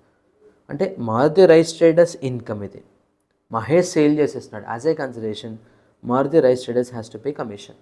Maruti Rice Traders has to pay commission. Let's say example commission 5%. That 5% is to be calculated on this 11,25,000. So 5% commission ఎప్పుడు percentage ఇచ్చినా కానీ అది సేల్స్ మీద క్యాలిక్యులేట్ చేయాలి. So 11,25,000 into 5%, that is equals to 56,250. So debit side 56,250 అనేది commission అవుతుంది. So that total net profit is not 2,25,000, that is 11,25,000 minus 10 lakhs minus 56,250, that is equals to, so 12,25,000 minus 10 lakhs minus 56,250, that is equals to 1,68,750. ఇది actual profit అవుతుంది. అంటే ఇక్కడ మనం ఏం చేసాం? ఇందాకేమో 2,25,000 చెప్పాం, but now it is not 2,25,000, it is 1,68,750. Reason ఏంటి? Commission. Like ఏజెంట్లా work చేస్తున్నాడు కదా, ఏజెంట్లా వర్క్ చేసినప్పుడు కమిషన్ పే చేయాలా లేదా? ఎస్. మరి ఇక్కడ ప్రిన్సిపల్ అండ్ ఏజెంట్ రిలేషన్ ఇది. ఏంటది? Principal and agent relation. So consignment బిజినెస్లో Maruti rice traders called as consignor, అందులో మనం ప్రిన్సిపల్ అంటాం. And here Mahesh rice merchant is called as consignee, is called as agent. So first జరిగే process ఏంటంటే goods మనం ఇక్కడ నుంచి సెండ్ చేస్తాం. So goods send to consignee. ఎవరు సెండ్ చేస్తారమ్మా? కన్సైనర్ సెండ్ చేస్తాడు. నెక్స్ట్ సెకండ్ వన్, మనం సెండ్ చేసే ప్రాసెస్లో we may need to incur packing charges. మరి గూడ్స్ అన్ని ప్యాక్ చేసిన తర్వాత సెండ్ చేయాలి కదా, packing charges. And we may need to incurred loading charges. మరి ట్రాన్స్పోర్టేషన్ చేయాలంటే ట్రక్లో లోడ్ చేయాలి కదా, loading charges. And freight or transportation charges, sometimes it may be called as carriage charges. ఇవన్నీ కూడా ఏంటమ్మా, కన్సైనార్ ఇన్కర్ అయ్యే expenses. So these called consignor expenses. Consignor expenses. Once ఒకసారి కన్సైనర్ ఎక్స్పెన్స్ ఇన్కర్ అయ్యి గూడ్స్ సెండ్ చేసిన తర్వాత, consign expense incur అయిన తర్వాత, those goods has to be received by consignee. So goods receive అయిన తర్వాత consignee may incur unloading charges, unloading charges and clearing charges. Clearing charges first and then unloading charges. Clearing charges and sometimes in between these two locations maybe check post లాంటివి రావచ్చు. So consignee may need to incur some expenses to release those goods from that check post, to release those goods from that check post. Then so unloading charges. Later he may incurred selling expenses. Next godown rent, in case if consignee location godown rent pay చేయాల్సి వస్తుంది కదా, so godown rent, godown expenses. దాన్ని మనం storage cost అని కూడా అనొచ్చు, storage cost. And he will sell the goods to the customers, sell the goods to the customers. ఇలా different ప్రాసెస్లో ఉంటుంది. ఇప్పుడు మనము అసలు మారుతి రిజిస్ట్రేటర్స్ ఎన్ని గూడ్స్ సెండ్ చేస్తారో కూడా చూసుకోవాలి కదా. ఎన్ని గూడ్స్ సెండ్ చేశారు, details of the goods, quality of the goods, quantity of the goods, cost of the goods, all those will be sent in a particular document that is called proforma invoice. Proforma invoice. A proforma invoice is a document prepared by the consignor to send the details about this consignment of the goods to the consignee. Next, consignee receive అయిన గూడ్స్ని sale చేస్తున్నారు కదా, sale చేసిన balance goods ఎన్ని ఉన్నాయి, తన expenses ఏంటి, తను మొత్తం ఎంత అమౌంట్ రెమిట్ చేయాలి, all those details will be provided in the account sales. In the account sales. This account sales provides information about expenses incurred by consignee. Next, sales made by consignee, commission to be received by consignee, balance amount payable if any to the consignor by the consignee. Okay na? Now ఇప్పుడు మనం ఈ ట్రాన్సాక్షన్స్కి profit loss calculation prepare చేయాలి and journal entries prepare చేయాలి. So journal entries కొంచెం కన్ఫ్యూజన్గా ఉండే chance ఉంటుంది. So consignment account through నేర్చుకుందాం మనం, కన్సైన్మెంట్ అకౌంట్ త్రూ నేర్చుకుందాం. ఓకేనా? Now listen careful. ఒకటి గుర్తుపెట్టుకోండి అమ్మా, బిజినెస్ ఎవరిది చెప్పండి ఇక్కడ, మారుతి రైస్ ట్రేడర్స్. అంటే ఓవరాల్గా ఎక్స్పెన్స్ ఏదైనా కానీ మారుతి రైస్ ట్రేడర్స్ మాత్రమే ఇన్కర్ అవ్వాలి, అంటే వాళ్ళకి మాత్రమే ఎక్స్పెన్స్ అవుతాయి. సపోజ్ ఎగ్జాంపుల్ అన్లోడింగ్ ఛార్జెస్ ఉన్నాయి, అన్లోడింగ్ ఛార్జెస్ పే చేస్తే ఎవరమ్మా, Mahesh rice merchant. But Mahesh rice మర్చెంట్కి అది ఎక్స్పెన్స్ కాదు, తను పే చేస్తాడు అంతే. మహేష్ రైస్ మర్చెంట్ పే చేసిన అమౌంట్ రియంబర్స్మెంట్ తీసుకుంటాడు. ఓకేనా? ఇక్కడ చూడండి జరిగే ప్రాసెస్ ఏంటంటే, ఎగ్జాంపుల్ ఎక్స్పెన్స్ ఉంది, ఎక్స్పెన్సెస్ ఆన్ కన్సైన్మెంట్. మా ఎక్స్పెన్సెస్ ఆన్ కన్సైన్మెంట్ అనేది ఏదర్ కన్సైనర్ పే చేయొచ్చు, కన్సైనీ కూడా పే చేయొచ్చు. Expense of consignment if paid by consignor. Business ఎవరు చెప్పండి, మొత్తం కన్సైనర్దే. ప్రతి ఎక్స్పెన్స్ కన్సైనరే బేర్ చేయాలి. సో ఇక్కడ పేమెంట్ కూడా కన్సైనరే చేశాడు. So in the books of consignor expense account debit to cash or bank అవుద్ది, అంతేనా? బట్ ఎక్స్పెన్స్ అంటే ఎక్స్పెన్స్ అని నోట్ చేయకూడదు, you have to write it as a consignment account. Consignment account debit to cash or bank, అంతే. But if these expenses were paid by, if paid by consignee అనుకోండి, ఇక్కడ note చేసే entries కూడా consignor బుక్స్లో entries, ఇవి consignor బుక్స్లో entries. Expense on consignment ఎవరిది expense, కన్సైనర్కి. Pay చేసింది కూడా కన్సైనర్, అప్పుడు ఎంట్రీ ఇది. ఒకవేళ expense of consignment paid by consignee, consignee pay చేసాను అనుకోండి, మనం కన్సైనీకి పే చేయాలి కదా, అంతే. మనం అంటే కన్సైనర్. సో ఎక్స్పెన్స్ మనది, so we have to account consignment account debit.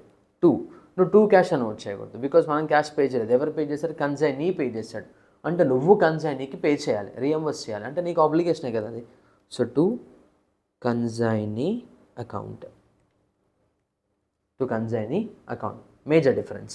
Expense మనం పే చేస్తే టు బ్యాంక్ ఆర్ క్యాష్, అదే ఎక్స్పెన్స్ కన్సైనీ పే చేస్తే టు కన్సైనీ అకౌంట్. అంటే ఇప్పుడు if you see consignment ledger, if you see consignment ledger account, consignor ఖర్చు పెట్టింది ఏదైనా కానీ టు క్యాష్ ఆర్ బ్యాంక్ అని నోట్ చేస్తాం, అది ఎనీ ఎక్స్పెన్స్. అదే ఎక్స్పెన్స్ ఒకవేళ కన్సైనీ పే చేశాడు అనుకోండి, then we have to account it as a consignee. దీనికి ఎగ్జాంపుల్స్ ఏంటమ్మా, unloading charges, clearing charges, selling expenses, storage cost, anything. ఓకేనా. And in addition to that మనం కమిషన్ పే చేయాలి కదా, కన్సైనీకి commission entry for commission, entry for commission in the books of consignor and in the books of consignee. Commission ఎవరికి pay చేయాలమ్మా, principal has to pay to agent. Principal అంటే ఎవరు, consignor కదా, agent ఎవరు, consignee కదా. సో కన్సైనీకి ఆ commission అంటే income, so income అంటే ఇంక్రీజ్ కాబట్టి credit to commission,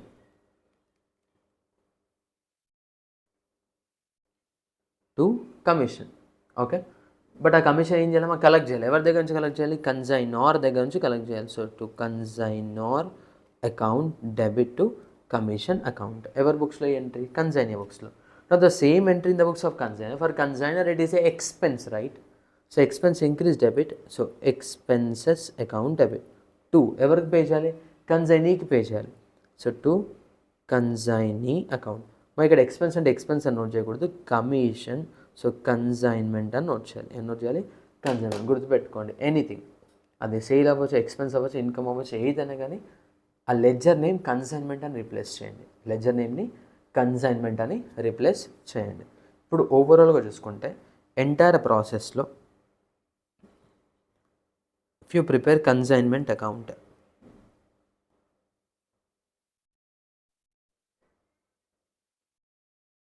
consignment account, first one to goods sent on consignment.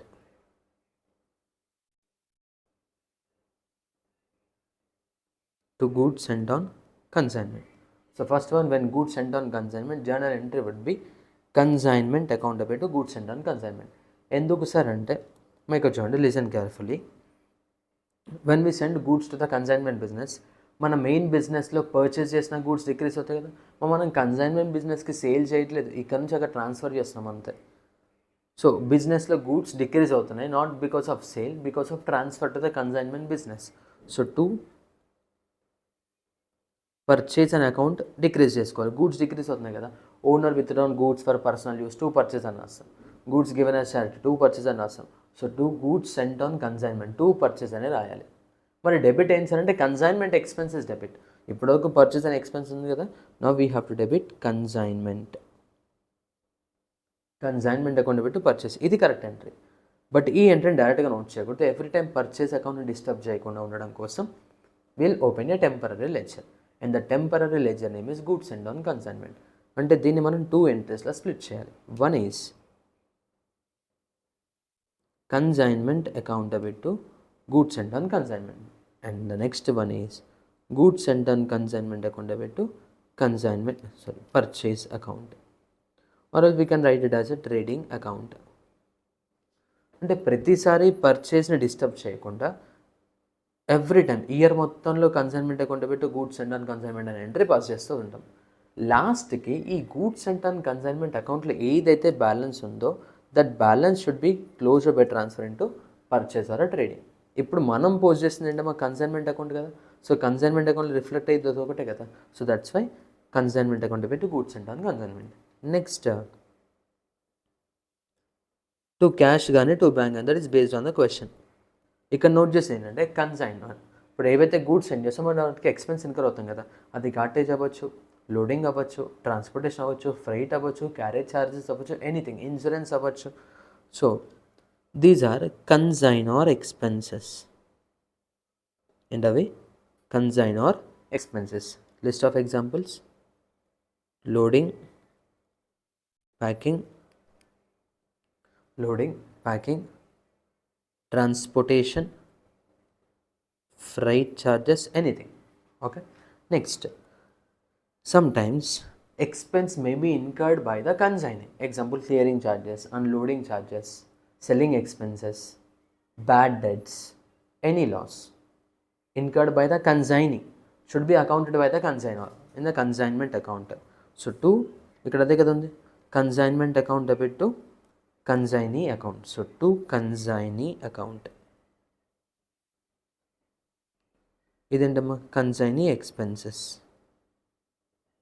Consignee expense అంటే ఎంటర్ ఏమొస్తుంది చెప్పండి, consignment account debit to consignee. అదే మనమే ఇన్కర్ అయితే consignment account debit to cash or bank account. Clear? దీంట్లో list of examples, unload,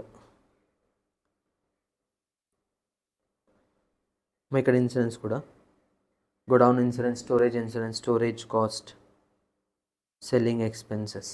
next, ఈ work అంతా చేయడం వల్ల కన్సైనీ ఏం చేస్తాం, గూడ్స్ సేల్ చేస్తున్నాడు కదా, మరి గూడ్స్ సేల్ చేసినప్పుడు నార్మల్గా tell me journal entry for goods sold, cash account debit to sales account. ఇది జర్నల్ ఎంట్రీ. ఇప్పుడు చూడండి, గూడ్స్ సోల్డ్ బై కన్సైనీ, అంతే కదా, గూడ్స్ సోల్డ్ బై కన్సైనీ. ఇప్పుడు in the books of consignor and in the books of consignee మీరు చూస్తే goods sale చేసేవారమ్మా, కన్సైనీయా consignee. But ఆ sales income ఎవరికి, కన్సైనీకా కన్సైనర్కా? బిజినెస్ ఎవరిది, కన్సైనరే కదా. సో కన్సైనర్ బుక్స్లో సేల్స్ నోట్ చేయాలి, టు సేల్స్. మరి కన్సైనీ బుక్స్లో ఏంటమ్మా, క్యాష్ వస్తుందా కన్సైనీకి? ఎస్. లేదు క్రెడిట్ సేల్ చేసినా డెటార్స్ అనే అకౌంట్ క్రియేట్ చేసుకోవాలి. ఇప్పుడు వచ్చిన క్యాష్ ఎవరికి ఇవ్వాలి చెప్పండి, కన్సైనర్కి రెమిటెన్స్ ఇవ్వాలి కదా. So to consignor in the books of consignee. ఓకేనా? మరి ఇప్పుడు కన్సైనర్ ఏం చేయాలమ్మా, క్యాష్ ఏమైనా వచ్చిందా? No, he has to collect. ఎవరి దగ్గర నుంచి కలెక్ట్ చేయాలి, కన్సైనీ దగ్గర నుంచి కలెక్ట్ చేయాలి. అంటే right to receive from consignee. So consignee account debit to sales account, consignee account debit to sales account. దేనికి ఇది, గూడ్స్ సోల్డ్కి entry in the books of consignor is consignee account debit to sales account. So by consignee sales అనమాట. ఓకేనా? Clear? ఏమైనా doubt? Next, మరి మనం goods ఏం చేసాం, అక్కడ తను ఖర్చు పెట్టాడు, సేల్ చేశాడు. ఈ ప్రాసెస్ మొత్తానికి మనం ఏం చేయాలమ్మా, కమిషన్ ఇవ్వాలి కదా, అవునా కదా. So commission entry in the books of consignment account debit to consignee account. So debit side to consignee account, this is for commission. మరి గుర్తుపెట్టుకుని కమిషన్ పర్సంటేజ్లో ఇస్తారు, పర్సంటేజ్లో ఇచ్చిన ప్రతిసారి సేల్స్ మీదే అప్లై చేయాలి. దీంట్లో టైప్స్ ఆఫ్ కమిషన్స్ ఉంటాయి, normal commission, delivery commission, over riding commission అని ఎక్స్ప్లెయిన్ చేస్తాను. ఓకేనా? ఇప్పుడు ఇలా చూసుకుంటే by the end of the year ఏదైతే క్లోజింగ్ స్టాక్ ఉందో that closing stock shall be credited to the consignment account. So total చేసినప్పుడు డిఫరెన్స్ డెబిట్ సైడ్ వస్తే ఇట్ ఈస్ నెట్ ప్రాఫిట్, అదే డిఫరెన్స్ క్రెడిట్ సైడ్ వస్తే ఇట్ ఈస్ నెట్ లాస్. ఓకేనా? ఇదేమో consignment account process. ఓకేనా? So దీని base మీద మనం ప్రాబ్లమ్స్ చూద్దాం, సో దట్ క్లియర్గా ఉంటుంది. ఓకేనా? So start illustration 1. C Ram and co. So illustration 1, Ram and co of Calcutta consigned 50 cases of goods at 200 each to Nathan of Bombay. So 50 cases send చేస్తున్నారమ్మా, each case cost is 200, that is equals to 10,000. Now the consignor pays 200 for insurance and freight 300, that is equals to 500 is the consignor expenses and Ram and Co incur an expense. So consignor expense incur అవుతే ఏం చేయాలమ్మా, to cash or bank use చేయాలని చెప్పాను కదా consignment అకౌంట్లో. Next, Nathan sends account sale showing the gross sale proceeds is 24,000. అంటే మనం send చేసిన గూడ్స్ని నాదన్ సేల్ చేశాడు for 24,000, that is a gross sales. And the expenses paid by Nathan were dock dues 20, carriage 50 and warehousing expenses 130. అంటే taxes and transportation and wear house storage total 200. That is the expenses paid by Nathan అంటే consigning. He sent the amount due to consignor after deducting 4% commission. Give journal entries in the books of both the parties. So 2 persons అంటే consignor బుక్స్లో entries అడిగారు and consignee బుక్స్లో కూడా entries. So let's see. First consignor name ఏంటమ్మా, Ram and co.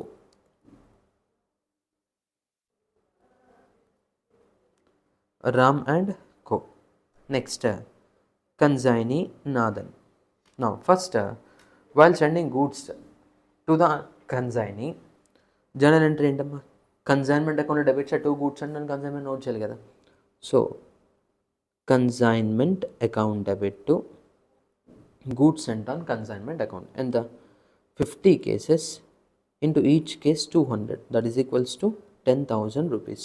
But for this transaction there will be no entry in the books of Nathan, because Nathan ఏం goods send చేయలేదు కదా, send చేసింది ఎవరమ్మా Ram and co. So Ram and Co బుక్స్లోనే entry pass చేయాలి. And next second one, at the time of sending goods he incurred expenses of rupees 500. So for that 500 entry expenses to cash. అయితే expense అని note చేయకూడదు, ఏమో note చేయాలి, consignment అని note చేయాలి. So consignment account debit to cash account ఎంత 500 rupees. For this no entry in the books of Nathan. Next ఈ expense incur అయిన తర్వాత consignee that is Nathan sold goods with rupees 2000 for rupees 24,000. మరి ఈ 24,000 sales అంటే ఇక్కడ ఇన్కమ్ ఎవరు అకౌంట్ చేసుకోవాలమ్మా, main business owner. Main business ఎవరు, Ram and co. So Ram and Co బుక్స్లో, రామ్ అండ్ కో బుక్స్లో ఇన్కమ్ అకౌంట్ అవ్వాలి. ఇన్కమ్ అంటే 2 సేల్సే కదా, అయితే సేల్స్ అని నోట్ చేయకూడదు. ఎక్స్పెన్స్ కానీ ఇన్కమ్ కానీ లెడ్జర్ నేమ్ చేంజ్ చేసేయాలి. లెడ్జర్ నేమ్ ఏంటి, consignment account. So 2 consignment account ఎంత 2 కన్సైన్మెంట్ అకౌంట్ 24,000. అయితే మరి కస్టమర్ దగ్గర నుంచి కలెక్ట్ చేసుకుంటే ఎవరమ్మా క్యాష్, నాథన్. మరి నాథన్ దగ్గర నుంచి మనం కలెక్ట్ చేసుకోవాలి కదా, right to receive amount from Nathan.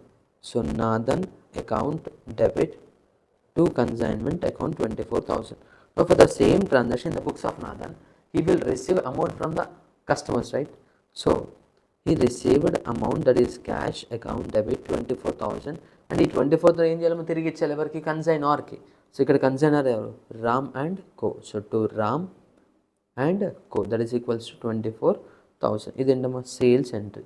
నా మరి ఈ సేల్ చేయడం కోసం Nathan incur some expenses 20, 30 and 130. 20, 50 and 130, total 200. So ఈ 200 రూపీస్ ఎక్స్పెన్స్ ఎవరు అకౌంట్ చేయాలంటే కన్సైనర్ రామ్ అండ్ కోనే అకౌంట్ చేయాలి ఎక్స్పెన్సెస్, కానీ పే చేసింది ఎవరు, నాథన్. అంటే Ram and Co related expenses Nathan pay చేశాడు. సో ఫస్ట్ ఇక్కడ ఎక్స్పెన్స్ డెబిట్ అవ్వాలి కదా. ఎస్, ఇక్కడ ఏంటి అమ్మ, క్యాష్ అవుట్ఫ్లో అయిందా లేదా, ఇక్కడ దీని దగ్గరికి నాథన్ దగ్గర నుంచి. మరి ఈ క్యాష్ రామ్ అండ్ కో నాథన్కి పే చేయాలి. So for Ram and Co it is liability and for Nathan it is a asset. So మీరు చూడండి, ఎక్స్పెన్స్ ఎవరు అకౌంట్ చేయాలి చెప్పండి, Ram and co. So expense అంటే ఎక్స్పెన్స్ అని నోట్ చేయకూడదు, ఏమన్నా నోట్ చేయాలి, కన్సైన్మెంట్ అకౌంట్ అని నోట్ చేయాలి. ఏమన్నా నోట్ చేయాలి, consignment account. So consignment account debit ఎంత 200. ఎవరికి పే చేయాలి, నాథన్కి పే చేయాలి. So Nathan account 200 rupees. Nothing from the point of view of Nathan, తను పే చేశాడా లేదా, క్యాష్ అవుట్ఫ్లో అయింది. So 2 cash account 200. కలెక్ట్ చేసుకోవాలి కదా, మరి రియంబర్స్మెంట్ తీసుకోలేదు ఎవరి దగ్గర నుంచి, కన్సైనర్ దగ్గర నుంచి. సో రామ్ అండ్ కో దగ్గర నుంచి రియంబర్స్మెంట్ తీసుకోవాలి. సో అక్కడికి 4 ఎంట్రీస్ అయిపోయినాయి. Next, he sent amount due to consignor after deducting 4% commission. ఇప్పుడు కమిషన్ ఎంట్రీ పాస్ చేయాలి మనం. కమిషన్ ఎవరికమ్మా, ఇన్కమ్ ప్రిన్సిపల్గా ఏజెంట్గా, ఏజెంట్ ఎవరు, Ram and Kona Nathan. So for Nathan it is a income increase credit to commission. So 24,000 into 4%, that is equals to 960. అంటే commission percent అనేది sales మీద calculate చేస్తాం, ఓకేనా. So commission is a income. మరి ఎవరి దగ్గర నుంచి కలెక్ట్ చేసుకోవాలి, నాథన్ ప్రిన్సిపల్ నుంచి. ప్రిన్సిపల్ ఎవరమ్మా, Ram and Co. For Ram and co, so from Ram and Co rupees 960. మరి ఇక్కడ రామ్ అండ్ కో డెటార్ అయ్యాడంటే మరి రామ్ అండ్ కో బుక్స్లో పే చేయాలి కదా నాథన్కి. So to Nathan rupees 960, and you have to debit it as a expense. ఎక్స్పెన్స్కి ఏమన్నా నోట్ చేయాలమ్మా, consignment. So consignment account debit 960. Clear. Next, ఇప్పుడు మనం ఓవరాల్గా చూసుకుంటే observe these 3 entries. First Ram and co credit 24,000. Next debit 200 and debit 960. అంటే Nathan అనే person 24,000 pay చేయాలి రామ్ అండ్ కోకి, ఈ 200 రికవర్ చేసుకోవాలి. సో ఓవరాల్ చూసుకుంటే 24,000 మైనస్ 200 మైనస్ 960, సో 22,840 రూపీస్ అనేది నాదన్ అనే పర్సన్ కన్సైనర్కి పే చేస్తే సరిపోద్ది. నార్మల్గా అయితే 24 పే చేయాలి అండ్ ఈ రెండు కలెక్ట్ చేసుకోవాలి. మనం డైరెక్ట్గా 24,000 ఈ రెండు సెటప్ చేసి రిమైనింగ్ అమౌంట్ పే చేస్తున్నాం. అదే balance of that particular ledger. అంటే రామ్ అండ్ కో లెడ్జర్ అకౌంట్లో credit side 24,000, debit side 200 and 960, అంటే డిఫరెన్స్ ఎంత వస్తాము 22,840. ఆ 22,840 అంటే మరి రామ్ అండ్ కోలో ఉంది కదా, so Ram and co account debit to cash account అంటే పే చేస్తున్నాము అని. So Ram and co account debit to cash account 22,840, 22,840. Okay, now మరి అక్కడ పేమెంట్ అంటే ఇక్కడ కలెక్ట్ చేసుకోవాలి కదా, cash account debit to Nathan account 22,840. మరి లాస్ట్లో మనం డిస్కస్ చేసాం గూడ్స్ అండ్ కన్సైన్మెంట్ మళ్ళీ పర్చేస్ అకౌంట్కి ట్రాన్స్ఫర్ చేయాలి లేదా. సో ఇక్కడ గూడ్స్ అండ్ కన్సైన్మెంట్ ఎంత 10,000, that shall be transfer to purchases. So goods sent on consignment account debit to purchases account. And finally మనం కన్సైన్మెంట్ అకౌంట్లో బ్యాలెన్స్ చేసుకుంటే డెబిట్ 10,500, క్రెడిట్ 24,000, డెబిట్ 200, డెబిట్ 960, అవన్నీ క్యాలిక్యులేట్ చేసుకుని విల్ గెట్ ఏ ప్రాఫిట్. ఇప్పుడు consignment ledger account చూద్దాం. Consignment account క్వశ్చన్లో అడగలేదు but profit calculation కోసం. So two goods and done consignment ఎంత 10,000, to consignor expenses that is 500, and to consignee expenses Nathan that is 200, and to commission that is Nathan 960, and buy sales by Nathan 24,000. Check చేయండి ఇప్పుడు ఎంత 24,000 minus 960 minus 200 minus 500 minus 10,000, that is equals to 12,340. This is a profit and it shall be transferred to P&L. అంటే entry ఏమొస్తుంది చెప్పండి. ఈ entry కోసం ఇదంతా చేసింది మనం. ఇక్కడ entry consignment account debit to profit and loss account. So consignment account debit to P&L account. How much? 12,340. 12,340. Clear? So చూడండి ఇక్కడ consignment to goods and done consignment, consignment to cash, Nathan to consignment, consignment to Nathan, consignment to Nathan, commission, consignment to P&L, that is profit and loss, cash received, goods and consignment account debit to trading. ఇక్కడ trading account transfer చేసాం, మనం purchase అకౌంట్కి transfer చేసాం. Anything is okay, done. ఓకేనా, క్లియరా? Next illustration 2. Yeah, B limited of Bombay consigns to their Calcutta agent 10,000 worth of piece goods, drawing on Calcutta for the amount. So 10,000 worth of piece goods, వదిలేసిన sentence. So B Limited of Bombay consigns to their Calcutta agent 10,000 worth of piece goods. They pay charges, freight and insurance on the consignment amounting to 650 rupees, and the bill discounts the bill which costs 200. Discounts the bill which costs 200. అంటే ఏమవుతుందంటే మనకి goods కన్సైనీకి send చేసిన తర్వాత consignee కస్టమర్స్కి sale చేయాలి కదా. Customers ఇచ్చిన అమౌంట్ని కన్సైనీ మనకి ఇస్తారు. అయితే some times before that consignor ఏం చేయొచ్చు అంటే కన్సైనర్తో మాట్లాడి he may draw a bill. ఎలాగో నువ్వు గూడ్స్ కస్టమర్కి సేల్ చేస్తావు, ఎలాగో నువ్వు నాకు అమౌంట్ ఇవ్వాలి కదా, I will do one thing, ఇప్పుడే బిల్ డ్రా చేస్తా, నువ్వు ఆ బిల్ యాక్సెప్ట్ చేయి, సిగ్నేచర్ చేయి. ఇందాక బిల్ ఆఫ్ ఎక్స్చేంజ్ డిస్కస్ చేస్తాం కదా, అంటే ఇక్కడ కన్సైనీ యాక్సెప్టెన్స్ ఇస్తాడు అనమాట, సిగ్నేచర్ చేస్తాడు. సో కన్సైనర్ ఏం చేయొచ్చు, ఆ బిల్ని డిస్కౌంటింగ్ చేయొచ్చు. సో ఇక్కడ డిస్కౌంటింగ్ చేయడం వల్ల 200 ఎక్స్పెన్స్ అయింది. డిస్కౌంటింగ్ చేయడం వల్ల 200 ఎక్స్పెన్స్ అయింది. మరి 200 రూపీస్ కన్సైన్మెంట్ రిలేటెడ్ ఎక్స్పెన్సా? నో, కన్సైన్మెంట్ బిజినెస్తో సంబంధం లేదు కదా. లైక్ బిల్ ఇచ్చాము, నువ్వు నీకు అర్జెంట్గా క్యాష్ అవసరం కదా, నువ్వు బ్యాంక్లో డిస్కౌంటింగ్ చేసావు. So no need to debit the 200 as expense in the consignment account. Next, the goods were received in Calcutta and in due course the account sales were received as follows. And in due course, the account sales was received as follows. Account sales of 200 bales of piece goods from the Bombay Mills Limited of Bombay. So 200 bales of piece goods at 14,000. So 14,000 ki sale chesaru. Next, delivery charges, godown rent, insurance, sundry charges and commission. All expenses related to consignment paid by consignee icharu and commission kuda icharu. So total 1368. So మనకి ఇక్కడ పెద్ద stress లేదు, అన్నీ కలిపి వాళ్ళే ఇచ్చేసారు 1368. అంటే by the end of the year consignee మనకి పే చేయాల్సింది ఎంత అంటే 14,000 minus 1,368, that is equals to 12,632. Now out of this 12,632, draft paid through bill receivable is 10,000. ఇక మనం డిస్కౌంటింగ్ చేస్తాం కదా, సో 12,632కి బిల్ ఇచ్చారు 10,000 అండ్ బ్యాలెన్స్ ఏమో 2,632. ఆ బ్యాలెన్స్ మనకి ఏంటో అదర్ సెటిల్మెంట్లో వస్తుంది. Enter these particulars in the ledger of the consignor and complete the transaction showing final profit and loss account. Show profit or loss and consignment. So మనం consignment account prepare చేయాలి. So will prepare 2 accounts, consignment account and consignee account. So first one consignment account, second one is consignee account. So consignee name ఏంటమ్మా ఇక్కడ? Consignee name agent, ఇంకేమి ఇవ్వలే కదా, Bombay mills. Account sales 200 bills of basic goods from Bombay Mills of Bombay. So మన consignee name ఏమి ఇవ్వలే కదా, so just ignore the consignee name ledger. So consignment account debit side to goods sent on consignment ఎంతమ్మా 10,000, అది క్వశ్చన్లో ఇచ్చేసారు కదా, so 10,000. Next for that consignor incurred to cash 650 rupees as a expense, that is also given in the question.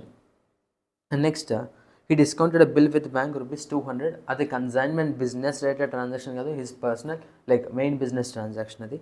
Next sales ఎంత ఇచ్చారమ్మా 14,000 కదా, so credit side by consignee ఎంత 14,000. మరి ఈ ట్రాన్సాక్షన్ కన్సైనీ అకౌంట్ రిఫ్లెక్ట్ అయిందా లేదా? సో కన్సైనీ అకౌంట్లో debit side to consignment account, that is for sales ₹14,000. Next, out of this consignee expenses చూడమ్మా including commission, how much 1,368. Entry for that consignment account debit to consignee account including commission 1,368. 1,368. Now consignee account లో credit side by consignment account 1,368. clear? Next, for balance 12,632 he received a draft, he paid draft to the principal 10,000. and draft received అంటే ఏంటమ్మా bills receivable account debit to consignee account. so by bills receivable account ఎంత 10,000. ఇంకా balance ఎంత ఉంటుందో చెప్పండి 2,632. ఆ 2,632 కూడా receive చేసుకోవాలి కదా, ఎవరి దగ్గర నుంచి? కన్సైనీ దగ్గర నుంచి. So by cash or bank account 1,368.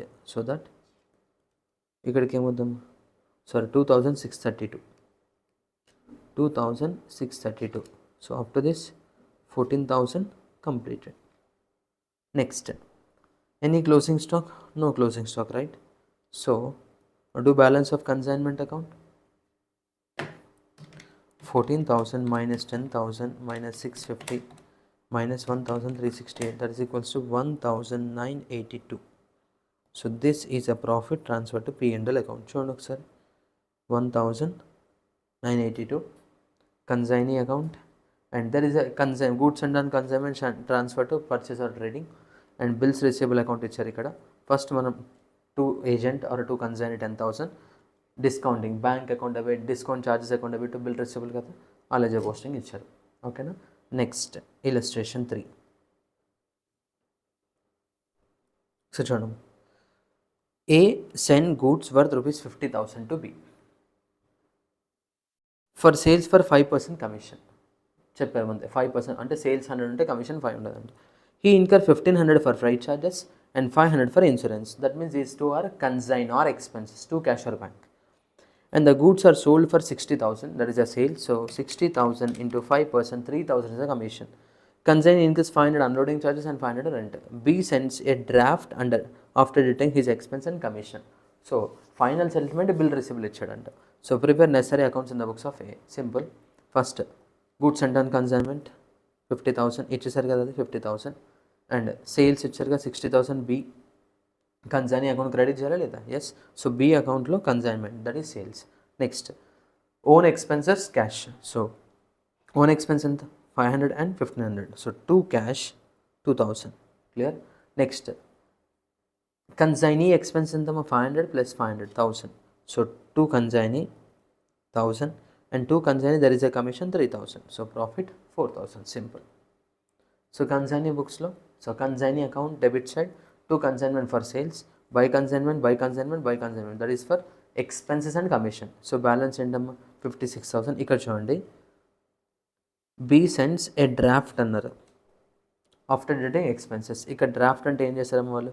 Bank అని నోట్ చేశారు. Actually it is not bank, it is a bills receivable. Bills receivable. Clear?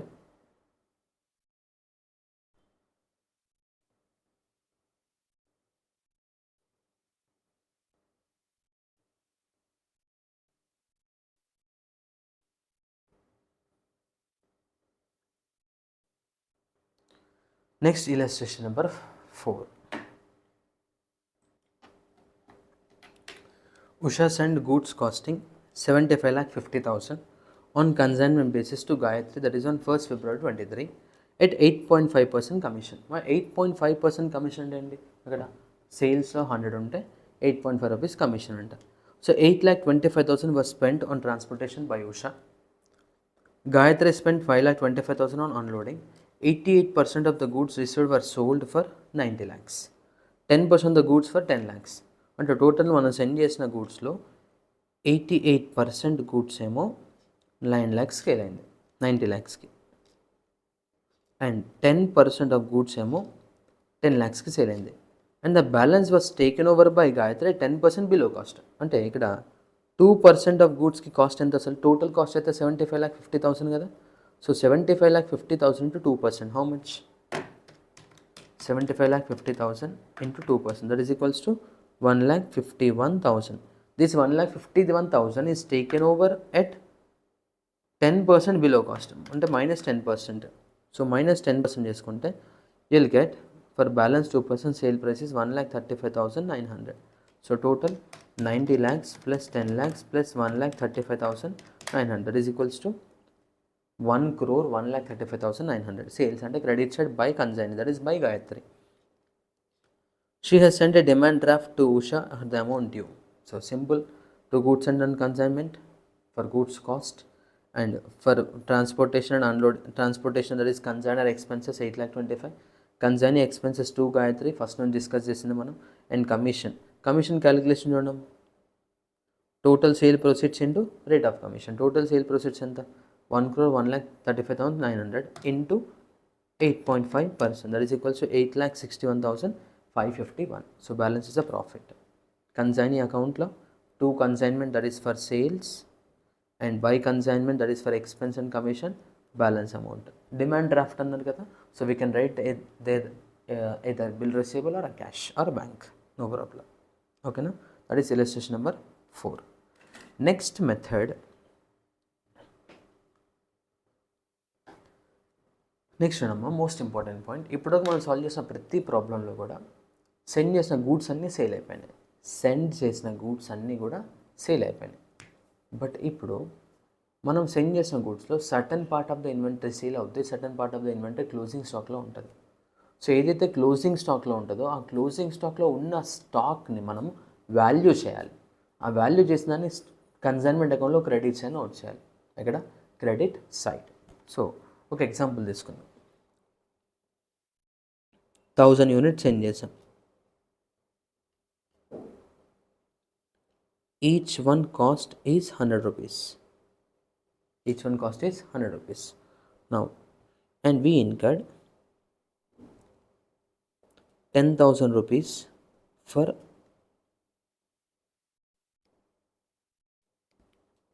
2,000 rupees for loading, 3,000 rupees for freight. Okay, next goods receive అయినాయి. Receive అయిన తర్వాత again incurred 1,000 rupees for unloading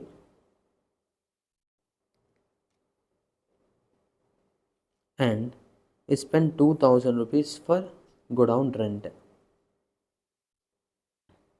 Now total ఎన్ని send చేసాము మనం 100,000 goods కదా. Out of the 1000 goods 750 goods were sold. 750 goods were sold at a price of 1250. So 125 at a price of 125. Now find closing stock. So first total goods sent andam. Total goods sent 1000 kada. Out of the 1000 goods, number of units sold by consignor, number of goods sold by consignee minus goods sold. ఎన్ని చెప్పండి? 750, right?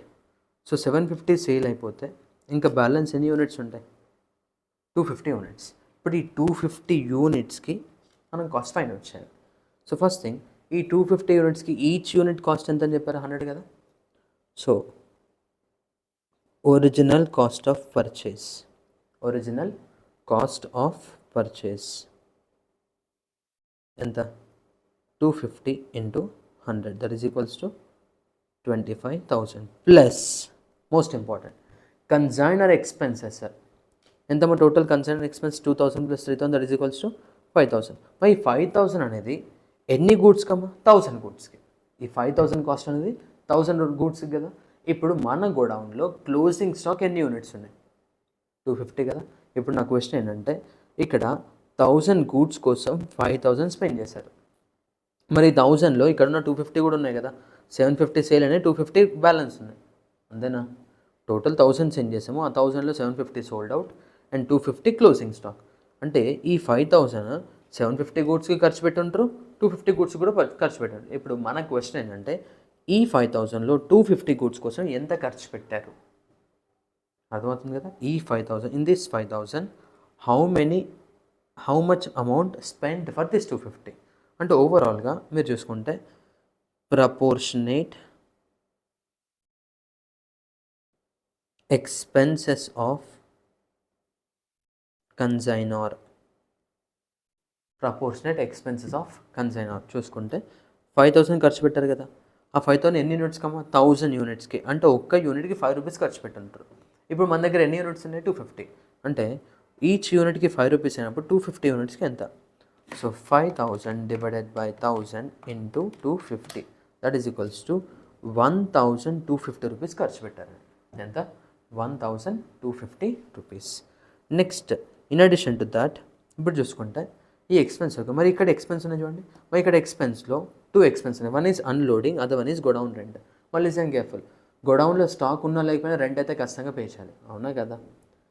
Only ఈ 250 కోసం, ఈ 1000 units కోసం pay చేస్తాం godown rent? No. అంటే every month నువ్వు pay చేసే కాస్ట్ అది.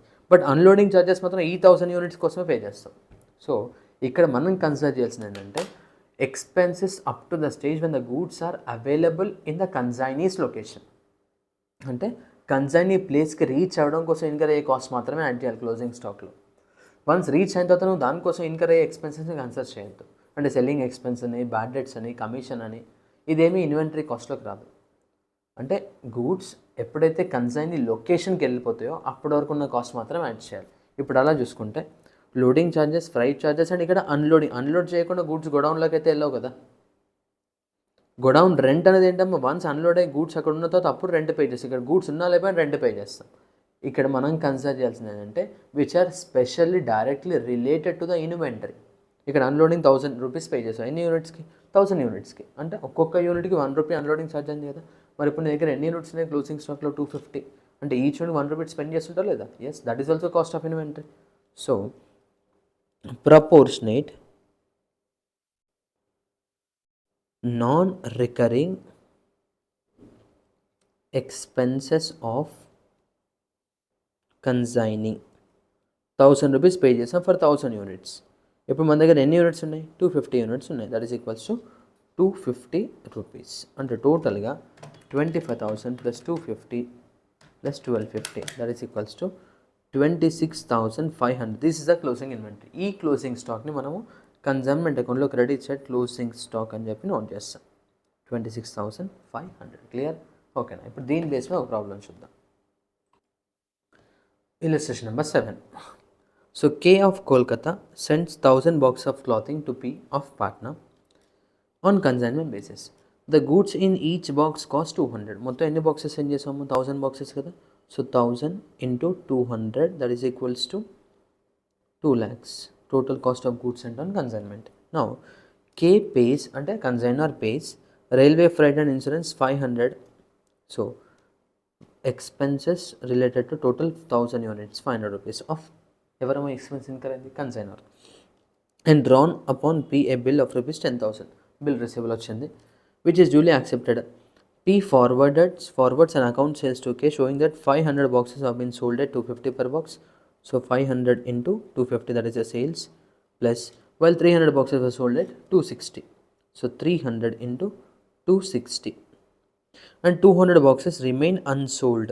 అవి సేల్, ఇంకా సేల్ అవ్వలేదంట. So 500 into 250 plus 300 into 260 plus that is equals to total sales is 2,03,000 rupees. 200 box left over stock. The expense incurred by P, that means consignee, consists of carriage 100 and other expenses 2,000. This other expense assumed to be incurred after reaching goods to the consignee's location. అంటే ఇక్కడ 100 rupees spend చేసాం. P is entitled to commission 7% on the gross sales, and 2,03,000 into 7%, that is equals to 14,210. ఎంత? 14,210. Now P encloses a check for the balance due to K. Show consignment account in the books of K. So consignment account ఏమొస్తుంది చూడండి. ఇప్పుడు simple, first 2 goods sent on consignment. 2 goods on consignment ఎంతమ్మా? 2 lakhs ఏనా? అంతే కదా. 1000 boxes into 200, that is equals to 2 lakhs. Next, consignor incur and expense in the 2 cash 500 rupees, and 2 consign incur and expense to P of partner, and the one is 100 rupees for carriage and other expenses 2000, that is equals to 2100. So 2 P of partner 2100 and 2 P of partner for commission ఎంత వచ్చిందమ్మా? 14,210. 14,210.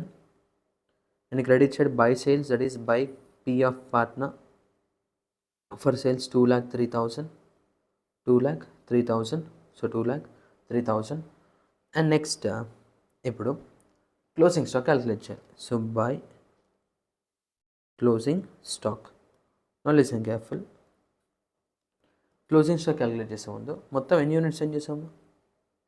Units send 1000 out of units sold 500 units sold for 250 and 300 units sold for 260. That means total units and 800.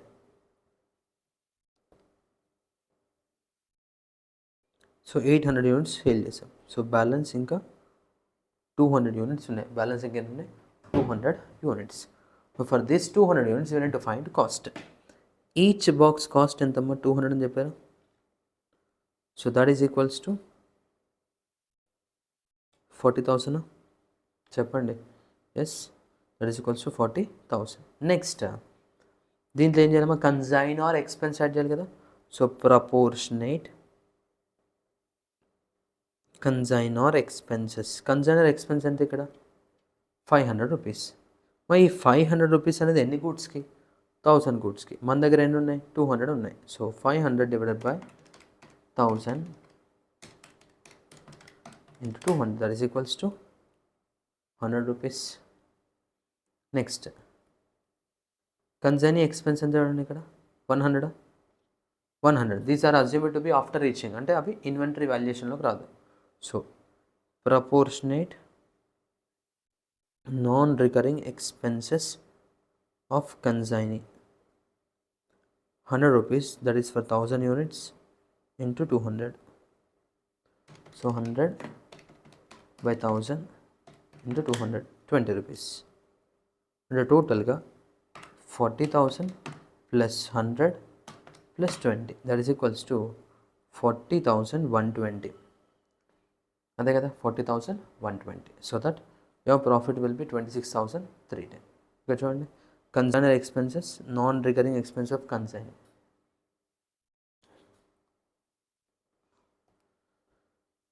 Unsold stock 40,120. ఇక్కడ different calculation ఉందాము, but మనం చేసినట్టు చేస్తే సరిపోతుంది, confusion ఉండదు. Done. Next మా కమిషన్ చూడండి.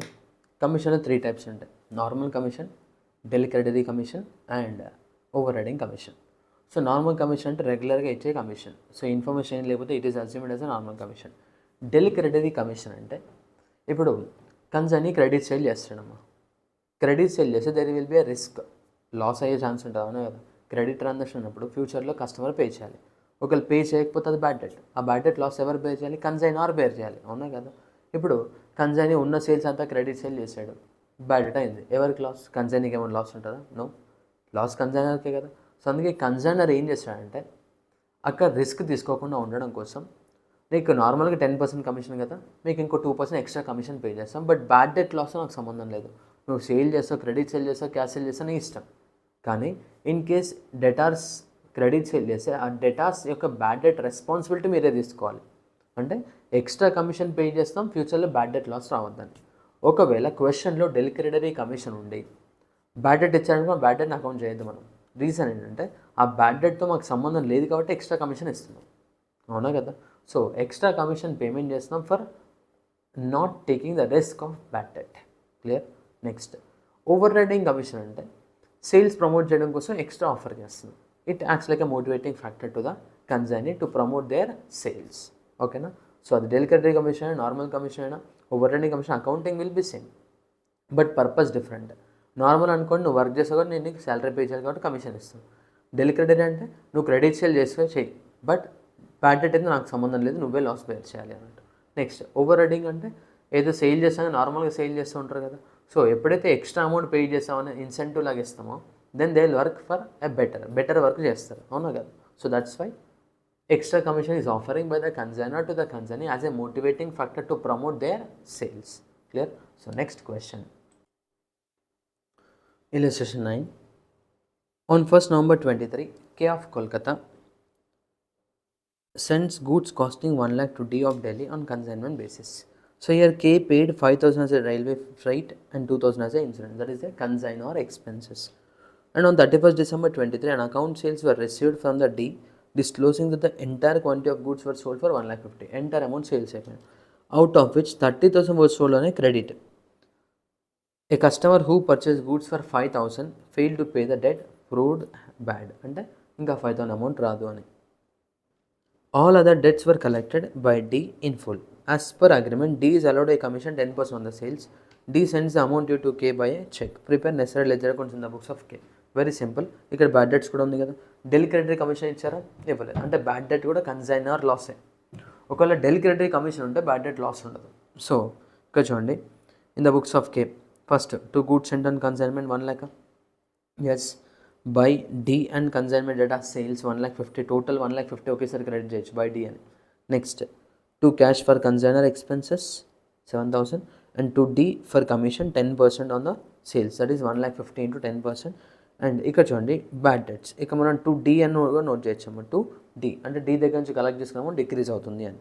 సో బ్యాడ్ డెట్ ఎంత? 5,000. So balance is net profit 23,000. Simple.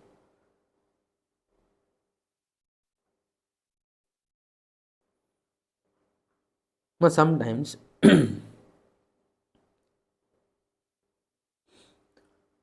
Goods మనం ఇక్కడ సెండ్ చేసాం, డ్యూరింగ్ ద ట్రాన్సిట్ ఏమైనా లాస్ అవ్వచ్చు.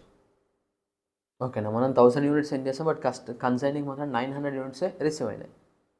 ఆ 900 యూనిట్స్లో 750 సేల్ అయినాయి, 150 గోడౌన్లో ఉన్నాయి. ఇంకో 100 యూనిట్స్ ఏవైతేనో అవి ఇన్ ట్రాన్సిట్ ఉండొచ్చు, ఆర్ ఎల్స్ ట్రాన్సిట్ లాస్ అవ్వచ్చు. దాన్ని ఏమైనా అబ్నార్మల్ లాస్ అంటారు. మా అబ్నార్మల్ లాస్ మనకి before reaching to the consignee premises అవ్వచ్చు, after reaching to the consignee premises. ఒకవేళ బిఫోర్ రీచింగ్ అనుకోండి ట్రాన్సిట్ లాస్ అవుతుంది, ఆఫ్టర్ రీచింగ్ అయితే గోడౌన్ లాస్ అవుతుంది, ఫైర్ యాక్సిడెంట్ లాస్. ఓకేనా. సో ఇన్వెంటరీ క్లోజింగ్ స్టాక్ ఎలాగైతే క్యాలిక్యులేట్ చేస్తామో ఈ లాస్ ఇన్ ట్రాన్సిట్ గూడ్స్ కూడా కాస్ట్ అలాగే క్యాలిక్యులేట్ చేయాలి. అంటే ఒరిజినల్ పర్చేస్ ప్రైస్ అండ్ ఆ పర్టికులర్ యూనిట్స్ కోసం మీరు ఏదైనా ఖర్చు పెడితే అది కూడా కాస్ట్లోనే కన్సిడర్ చేసుకోవాలి, లాస్, అబ్నార్మల్ లాస్ అకౌంట్ చేసుకోవాలి. ఓకేనా? So no see illustration number 10. Next illustration number 10. A consigned to be 5000 kgs of tea costing 40 per kg. Costing 40 per kg. Now A incurred 3000 on freight and 2000 on insurance. Those are the expense of A. So 500 kg of tea were lost in transit. My question lo normal loss, abnormal loss rendu untai. Okay na? So careful. The insurance company admitted the claim for 15,000. Okay. After receiving the goods, B spent 1000 on cartage and 500 on selling and 500 on godown rent. So 1000 rupees cartage expenses, 500 selling expense and 500 godown rent. So in the non-recurring nature is only 1000.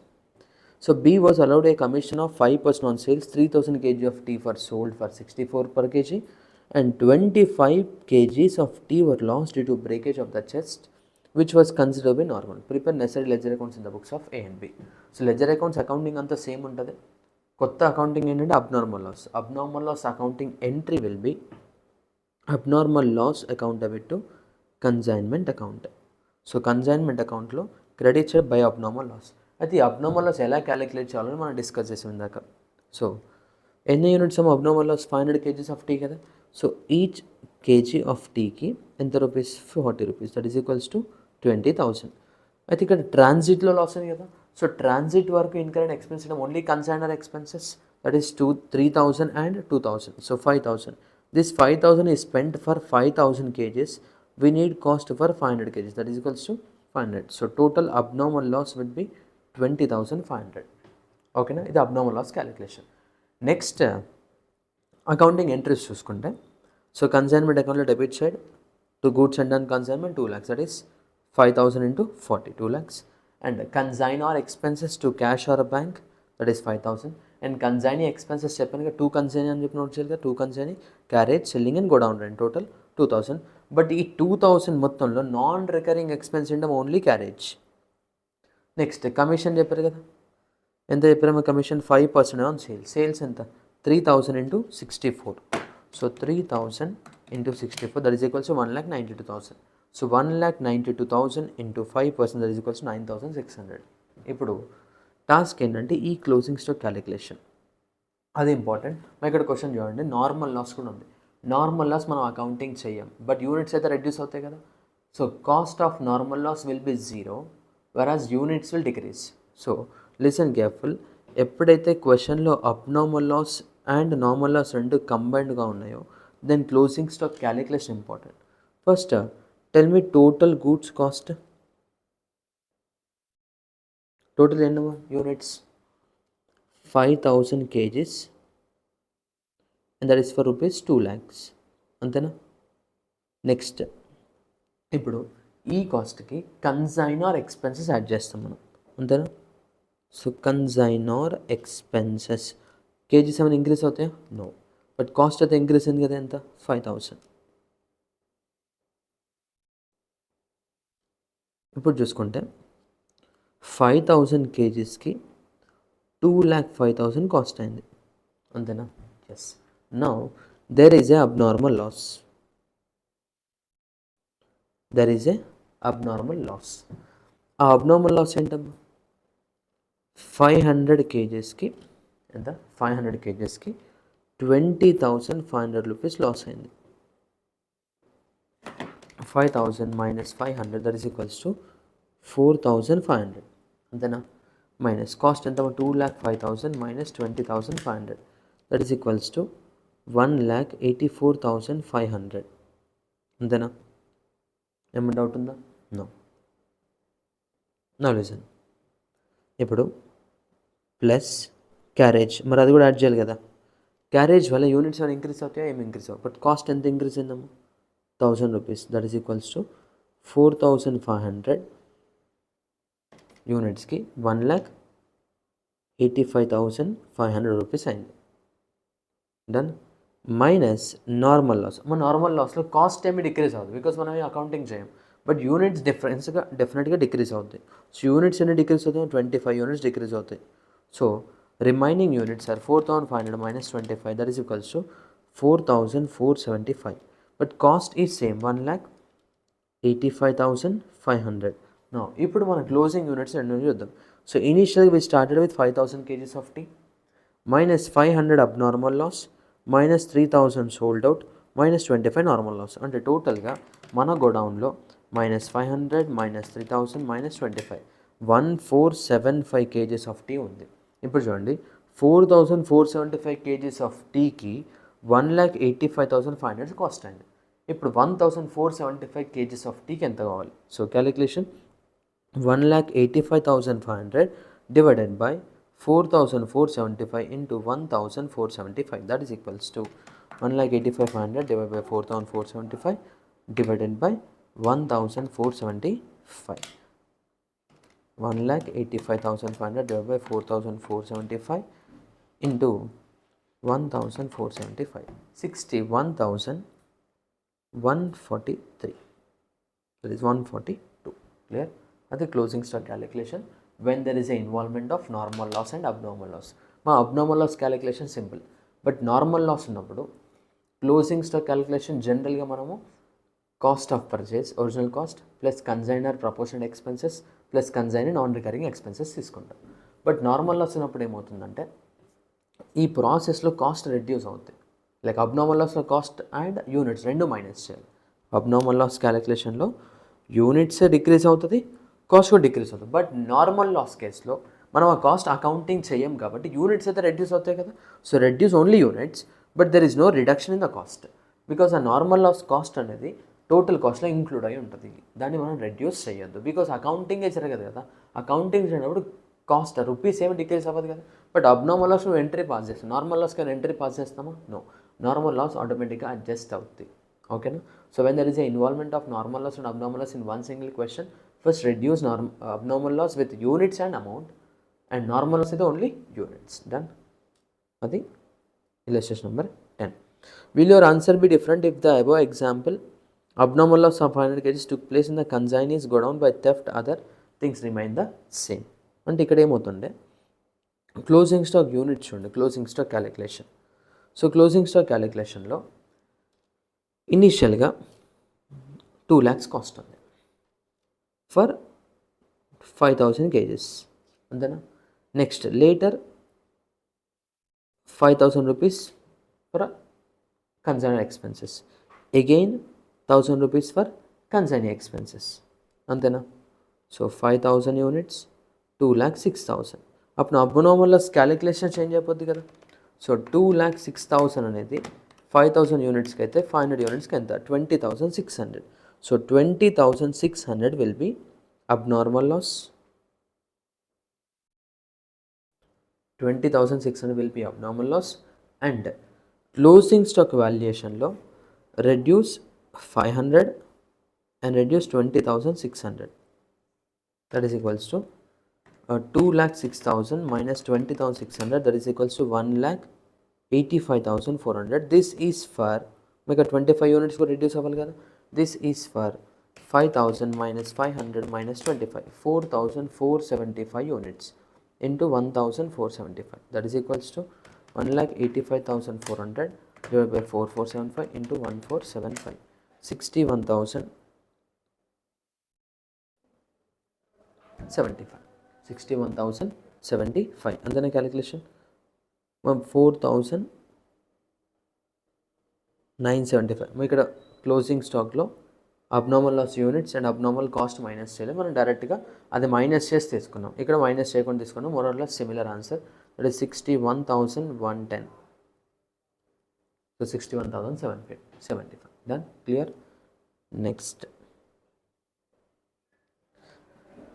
Last concept, that is invoice price. Invoice price base మీద problems ఏం చేయట్లేదు, but concept చెప్తున్నా చూడండి. నార్మల్గా మనం consignment send చేస్తాం. Let's say example 2 units send చేస్తాం. ఎన్ని units? 2 units. Each one cost is 100. Each one cost is 100. So అప్పుడు ఏముందాము, 2 goods sent on consignment 100 rupees అవుతాయి. 100 into 2, 200 rupees. 100 into 2, 200 rupees. Now let's say example, there is a consignor expense of 20. So 2 cash 20, that is for 2 units. అంటే ఏమవుతాము, 10 rupees into 2 units, 20 rupees. There is no consignee expenses, and by sales only 1 unit sale చేశారు అనుకుందాం, that is for 150. Only 1 unit sale చేస్తారు, that is for 150. 150 కాదు 125కి sale చేశారు అనుకుందాం. So that is equals to sales 125. And by closing stock ఒక్క యూనిట్ ఉంటుంది కదా, ఆ ఒక్క యూనిట్లో క్లోజింగ్ స్టాక్ క్యాలిక్యులేషన్ ఎలా వస్తామా, original cost of purchase plus proportionate expense of consignor. ఇక్కడ ఒక యూనిట్కి కాస్ట్ ఎంత 100 అండ్ ఇక్కడ 110. So closing stock is 110. Commission ఇంకా డిస్కస్ చేయలేదు, దిస్ ఈస్ 135. సో 235. కమిషన్ చెప్పారు 20% అని. ఎంత 20%. 20% తీసుకుందాము. So 125 into 20%, 25 plus 20. కమిషన్ 10% అనుకుందాం. ఎంత కమిషన్ 10%. సో అంటే ఏమొద్దామా 2 consignee 125 into 10%, that is equals to 12.5. ఇప్పుడు ఇలా చూసుకుంటే ఇక్కడ 2 నెట్ ప్రాఫిట్ ఎంత వస్తుందమ్మా, 125 plus 110 minus 200 minus 20 minus 12.5, 2.5. Some slight changes. ఇక 20 లేదనుకుందాం.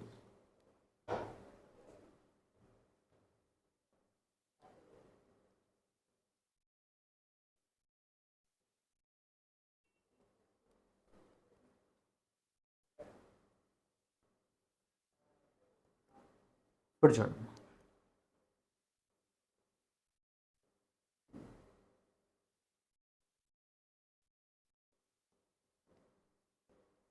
let's say example, we are sending 2 units, that is 2 goods sent on consignment, 2 units into 100 rupees అనుకుందాం cost, that is equals to 200.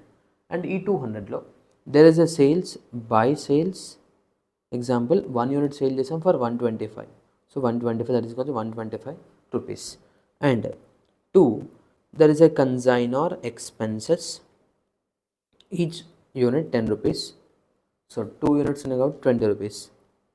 నా closing స్టాక్లో by closing stock 1 unit ఉంది, ఆ 1 యూనిట్కి ఎంత వస్తామో 100 rupees ఏమో original cost, 10 rupees ఏమో consignor expense, that is equals to 110. And commission చెప్పారు 2 కమిషన్, దట్ ఈస్ 2 కన్సైనీ, ఇది కన్సైనర్ ఎక్స్పెన్సెస్ కాబట్టి 2 cash, 2 consignee 125 into let's say example 2% commission అనుకుందాం, ఎంత 2%. సో 125 ఇంటూ 2% చేస్తే విల్ గెట్ 2.5 రూపీస్, ఎంత 2.5. ఇప్పుడు బ్యాలెన్స్ చేసుకుంటే 125 plus 110, that is equals to 235 minus 200 minus 20 minus 2.5, so 12.5, 2 net profit. ఇప్పుడు మీరు చూడండి, ఇది కన్సైన్మెంట్ అకౌంట్ కదా, కన్సైన్మెంట్ అకౌంట్. ఇందాక కేసులో మనం ఇక 10% తీసుకోండి, let us assume it as a 2%. ఓకేనా. ఇప్పుడు కన్సైన్మెంట్ అకౌంట్లో నెట్ ప్రాఫిట్ ఎంత ఉందమ్మా 12.5, కమిషన్ ఎంత 2.5. ఇప్పుడు చూడండి, this net profit 12.5 is a income to the consignor, అంతేనా. This 2.5 is a income to the consignee. మీరు చూడండి, బిజినెస్ మొత్తం చేసింది ఎవరమ్మా, కన్సైనీయే కదా. కన్సైనీ అని చేస్తాడు, జస్ట్ గూడ్స్ సెండ్ చేస్తాడు అంతే, వర్క్ అంతా చేసింది కన్సైనీ. బట్ ఇక్కడ కన్సైనీకి వచ్చే ప్రాఫిట్ ఎంత ఉంది 2.5. ఏం చేయకుండా జస్ట్ గూడ్స్ సెండ్ చేసినందుకు 12.5 ప్రాఫిట్ వచ్చింది కన్సైనర్కి, అంతే కదా. సో ఏదో ఒకరోజు కన్సైనీకి ఏమనిపిస్తుంది అంటే, వర్క్ అంతా చేసేది నేను, ప్రాఫిట్ ఏమో వాళ్ళు తీసుకుంటున్నారా, so why can't I start my own business అనే పాయింట్ రేజ్ అవ్వచ్చు. అప్పుడు లాస్ ఎవరికేమో కన్సైనర్కి కదా. సో దట్స్ వై ఏం చేస్తారంటే, consignor while sending goods to consignee, ఇక్కడ కాస్ట్ ఎంత తీసుకున్నాం మనం 100 రూపీస్ తీసుకున్నాం కదా, they will make it as 105, 2 into 105, they will make it as 105. అంటే అప్పుడు ఏమొద్దమ్మా, ఇది 210 అవుతుంది, అంతేనా. So 2 into 105, 210. Then closing stock 100 కాస్త 110 అవుతుంది, సో 105. సో 105 ప్లస్ 10 125 అవుతుంది, అంతేనా. సో 105 కదా 115. Then this will be 125 plus 115, 240. ఇప్పుడు చూడండి 240 కదా, so 240 minus 210 minus 20 minus will do one thing, ఇది 105 కాదు, will make it as 110.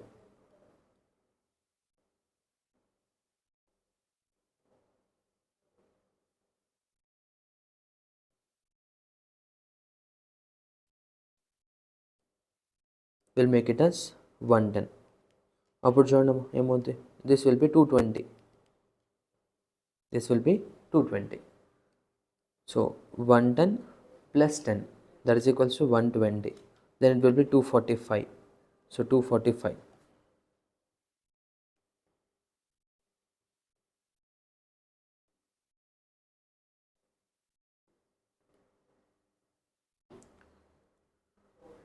Yeah, next concept, that is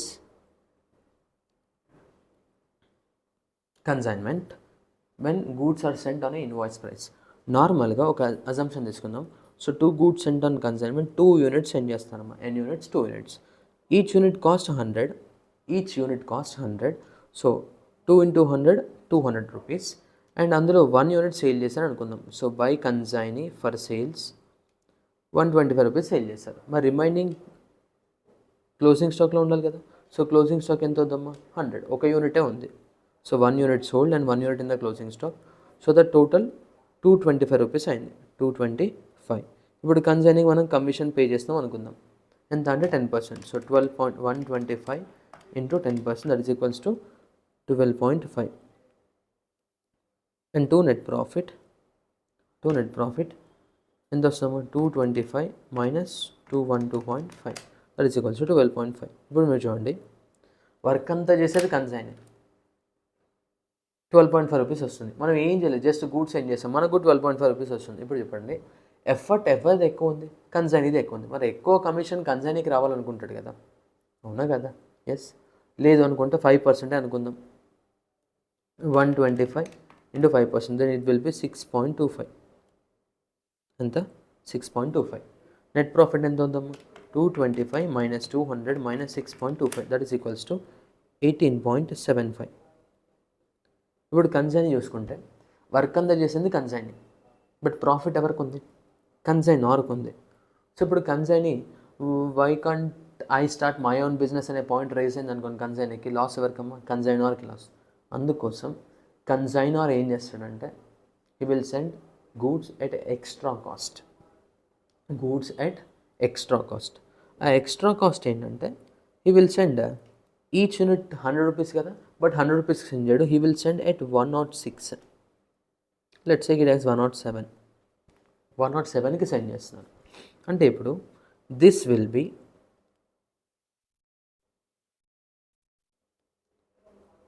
214, అంతేనా. అప్పుడు ఇదేమవుతాము, 107. సో 125 plus 107, 232 అవుద్ది, 232. అప్పుడు ఇదేమవుతాము, 232. So 232 minus 214 minus 6.25.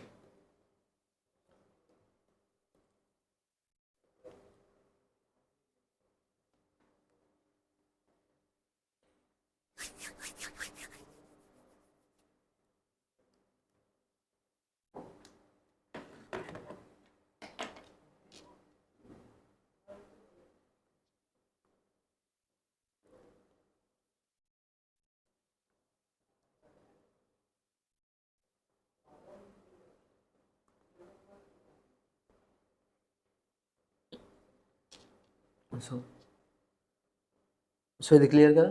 So one last concept ఉంది, that is invoice price.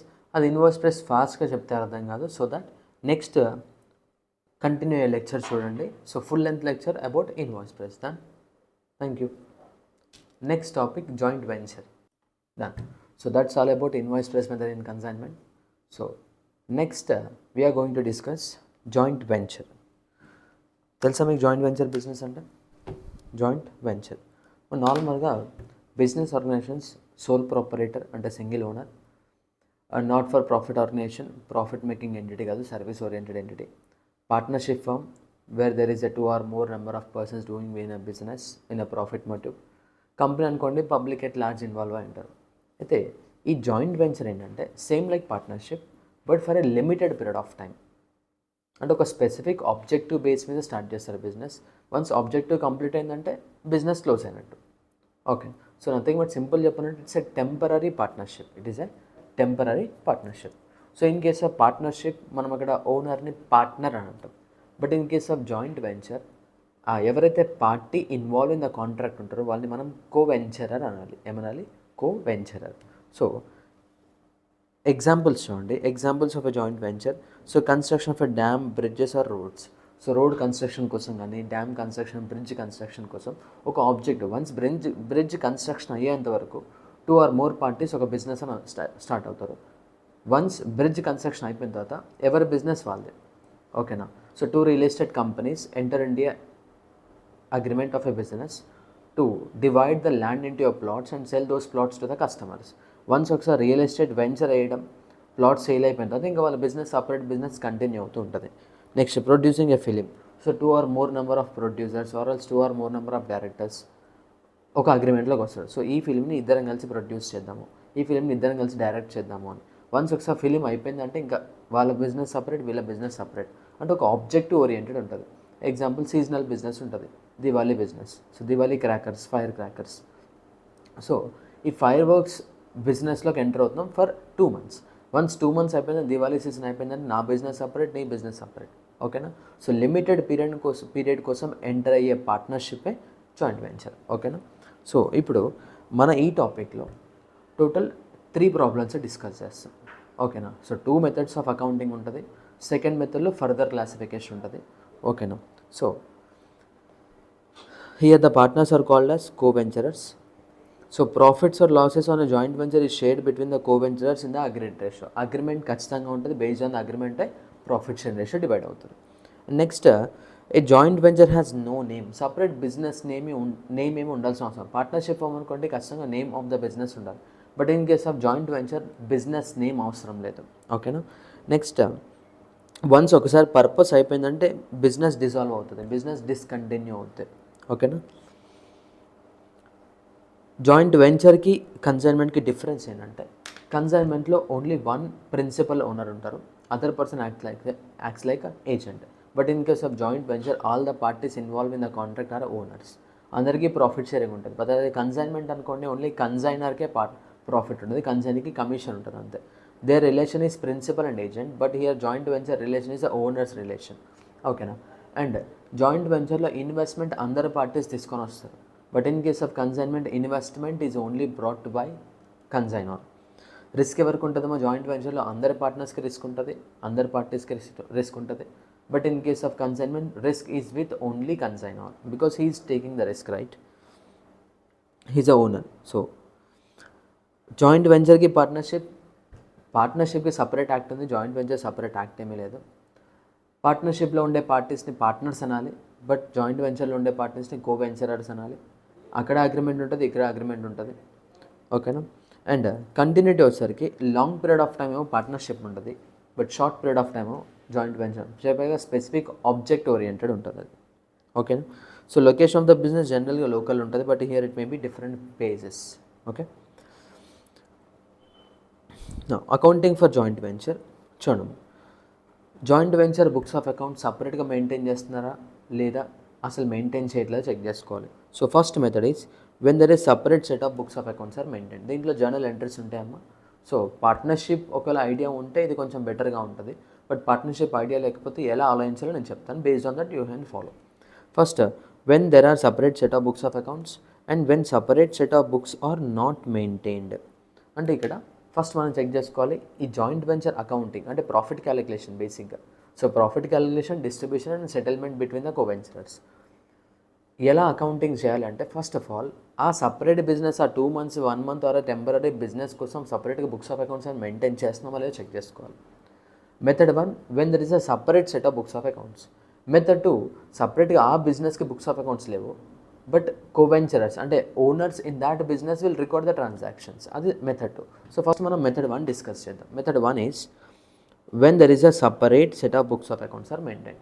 So ఎప్పుడైతే separate set of books of accounts are maintain అవుతాయో in such a case joint venture books of accounts will open only 3 ledger accounts. Only 3 ledger accounts. One is joint venture account. Joint venture account. It's like a P&L, nominal account.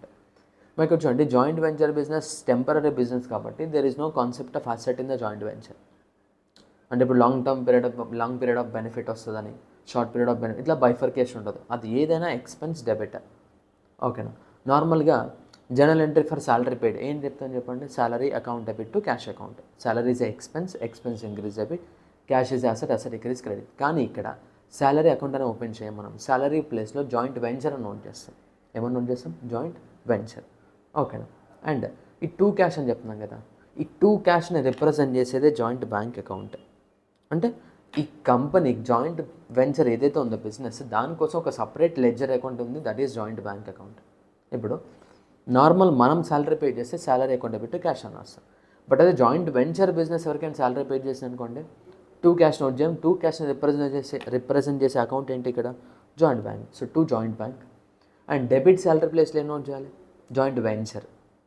Next goods sold for cash entry చెప్పండి, cash account పెట్టు sales. Cash అంటే cash note చేయాలి. ఇక్కడ ఏం note చేయాలి, joint bank account note చేయాలి. ఏం note చేయాలి, joint bank account.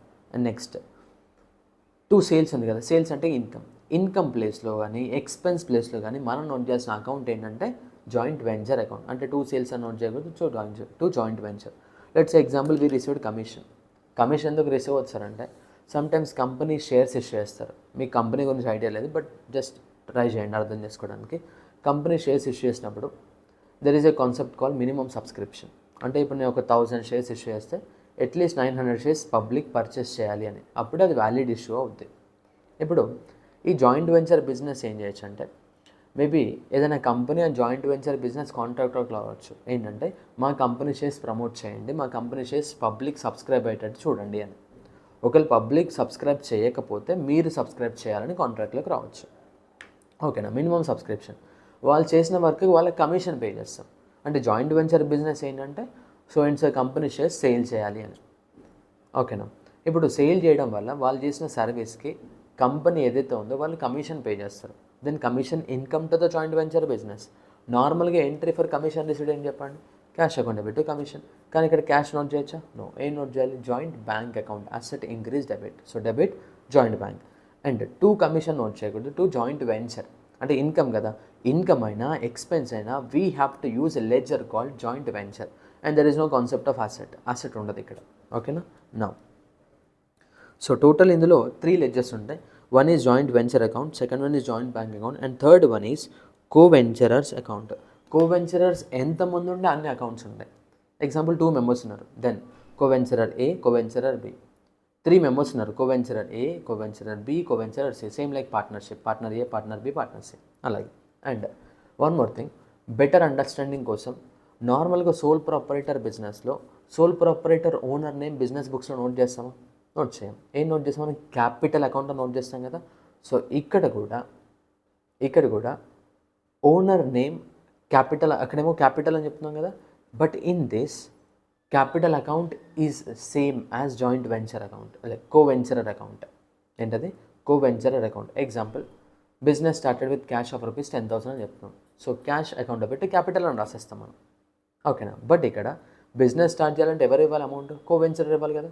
So cash account debit to co-venturer. But cash అని నోట్ చేయొచ్చా, నో. ఏమని నోట్ చేయాలి, joint bank account. So joint bank account debit to, instead of capital here we have to use a co-venturer account.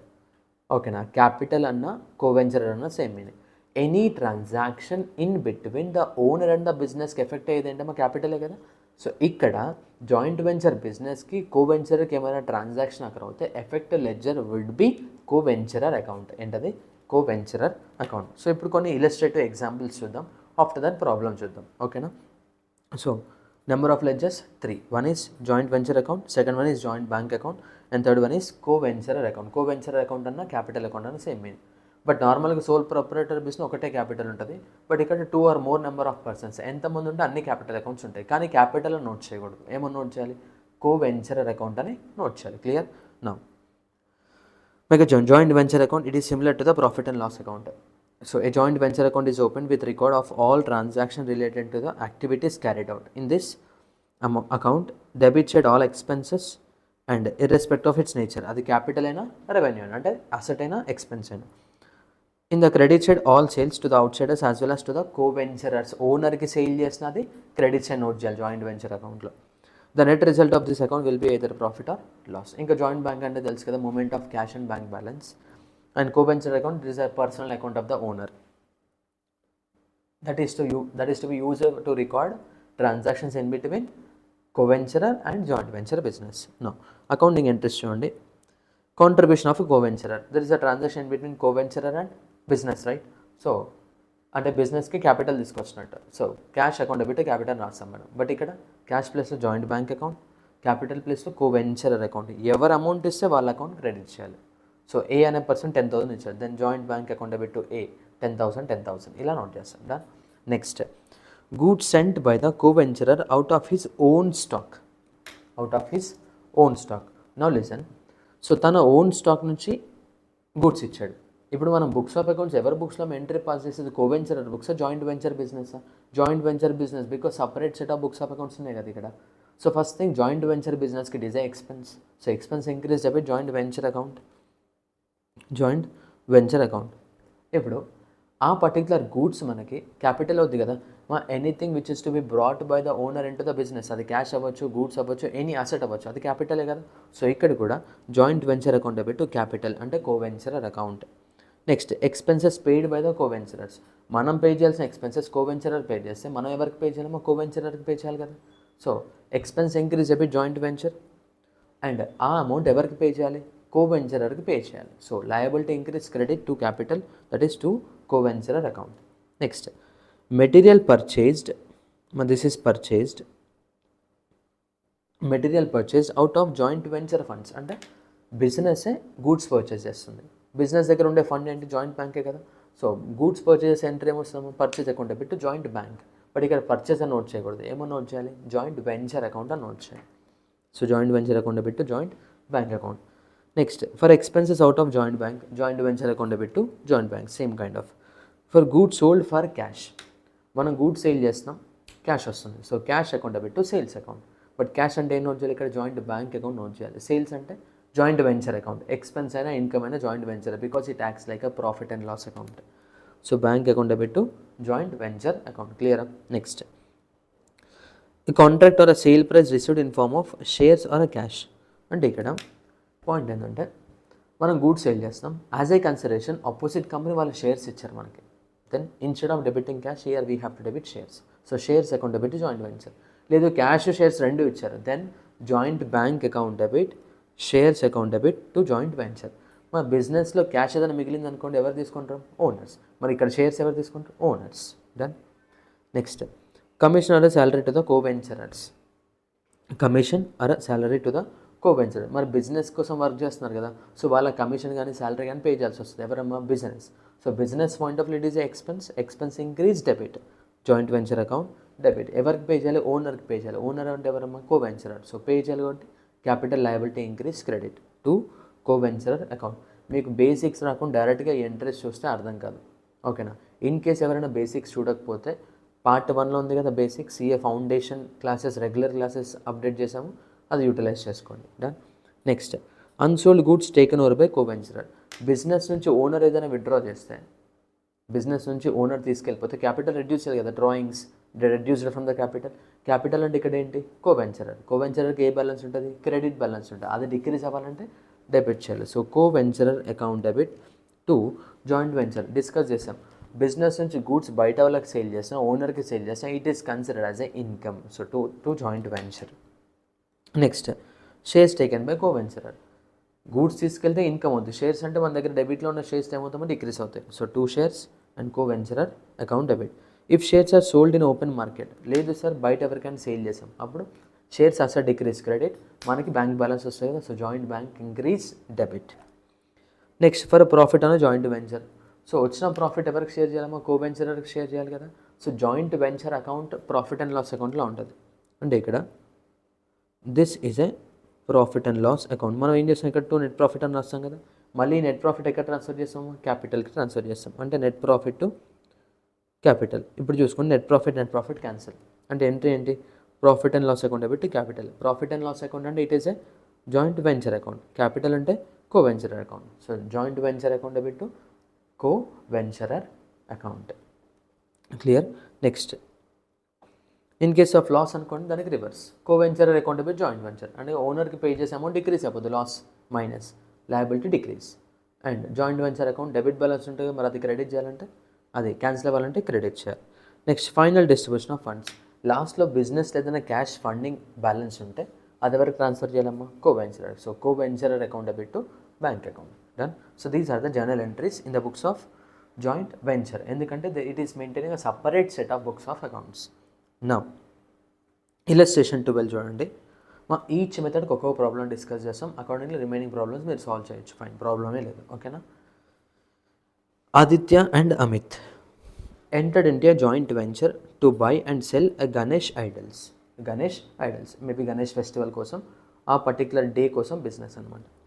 For the Ganesh festival they opened A joint bank account.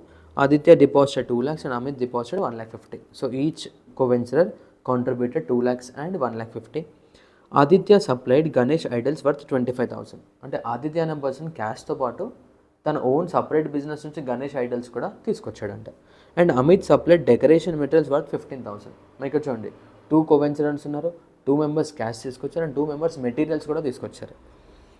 The following payments were made by the venture, అంటే business payment చేసింది. So cost of Ganesh idols purchase 2,50,000, సపరేట్గా 2,50,000 పెట్టి cost purchase చేశారు. And there is a transportation charges 12,000. Advertising 7,500 and sundry expenses 2,500. They sold idols for 4 lakhs for cash, అంటే టోటల్గా 4 lakhs cash generate అయింది sale చేయడం వల్ల. Aditya took over some idols for 30,000, some goods taken over by partner. And Amit took over remaining for 10,000, other goods taken over by co-venturer. The profit or loss were to be shared equally between the co-venturers. Prepare joint venture account, joint bank account and each co-venturer account. మీరు చూడండి, each and every item posting చూసుకుంటూ వెళ్దాం, ఓకేనా. నేను ledger prepare చేయట్లేదు, but ఇక్కడ ఆన్సర్లో disclose చేద్దాం. First ఏం చెప్పండి, Aditya and Amit they open a joint bank account. Aditya deposit 2 lakhs, అంటే owner brought cash in to the business. So affected ledgers joint bank account and Aditya account.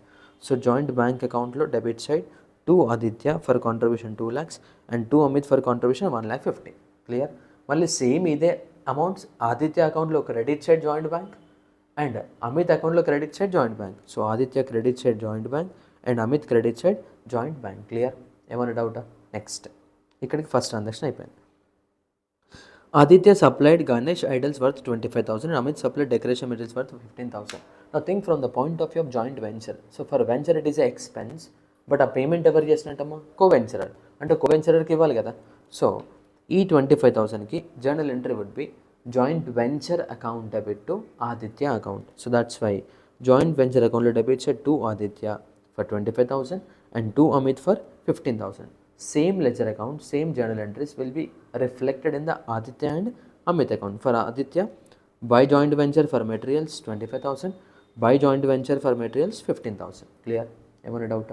Next. The following payments are made by the venturer. ఒకసారి చూడండి, ఇక్కడ cost of Ganesh idols purchase 2,50,000. ఇప్పుడు సపరేట్గా బిజినెసే purchase చేస్తుంది. Tell me journal entry for goods purchased by the joint venture business. అప్పుడు entry ఏమొస్తాం? Joint venture account debit to joint bank, right. So joint venture అకౌంట్లో debit side to joint bank 2,50,000, అంటే joint bank అకౌంట్లో credit side by joint venture 2,50,000. Clear. Next మరి ఇక్కడ ఎందుకు prepare చేయట్లేదు అంటే కొంచెం ఫాస్ట్గా కంప్లీట్ చేద్దామండి. ఆల్మోస్ట్ మీరు 20 hours ప్లస్ స్పెండ్ చేసి ఉంటాం మనం ఈ మ్యారథాన్లో. So basics, journal, ledger, trial balance అవి full length lectures. So that's why అది క్లారిటీ ఉంటే ఇది సింపుల్గానే ఉంటుంది, ఓకేనా. Next transportation charges 12,000. Expenses to joint bank, joint venture account debit to joint bank. So joint venture అకౌంట్లో debit side to joint bank transportation 12,000 and joint bank అకౌంట్లో credit side by joint venture for transportation 12,000. Next advertisement 7,500 and expenses 2,500. So debit side to joint bank for advertisement, to joint bank for sundry expense, and the same joint bank account lo credit side by joint venture advertising and sundry expenses. Clear. Next, Amit took over. So they sold idols for 4 lakhs. Goods sold for cash. Entry ఏమొస్తుంది చెప్పండి? Cash ఎవరికి వస్తుంది? బిజినెస్కి. So joint bank account debit 4 lakhs to joint venture, income కదా, joint venture account use చేయాలి. So by by joint bank, that is for sales 4 lakhs, and to joint venture account, that is for sales 4 lakhs. Clear? Next, Aditya took over some idols for 30,000. If the goods are taken by the co-venturer, అప్పుడు entry discuss చేసాం మనం. Co-venturer capital decrease debit to joint venture. For business it is a income. So Aditya account debit to joint venture 30,000. So Aditya account లో debit to joint venture 30,000. Sorry. Yes, to joint venture 30,000. Next, Amit took over remaining for 10,000. So Amit account debit to joint venture. మనం ఇక్కడ discuss చేసాం కదా, goods withdrawn, goods taken over, unsold goods taken over by coventurer, entry coventurer to joint venture. Coventurer అంటే ఎవరు ఇక్కడ? Aditya and Amit.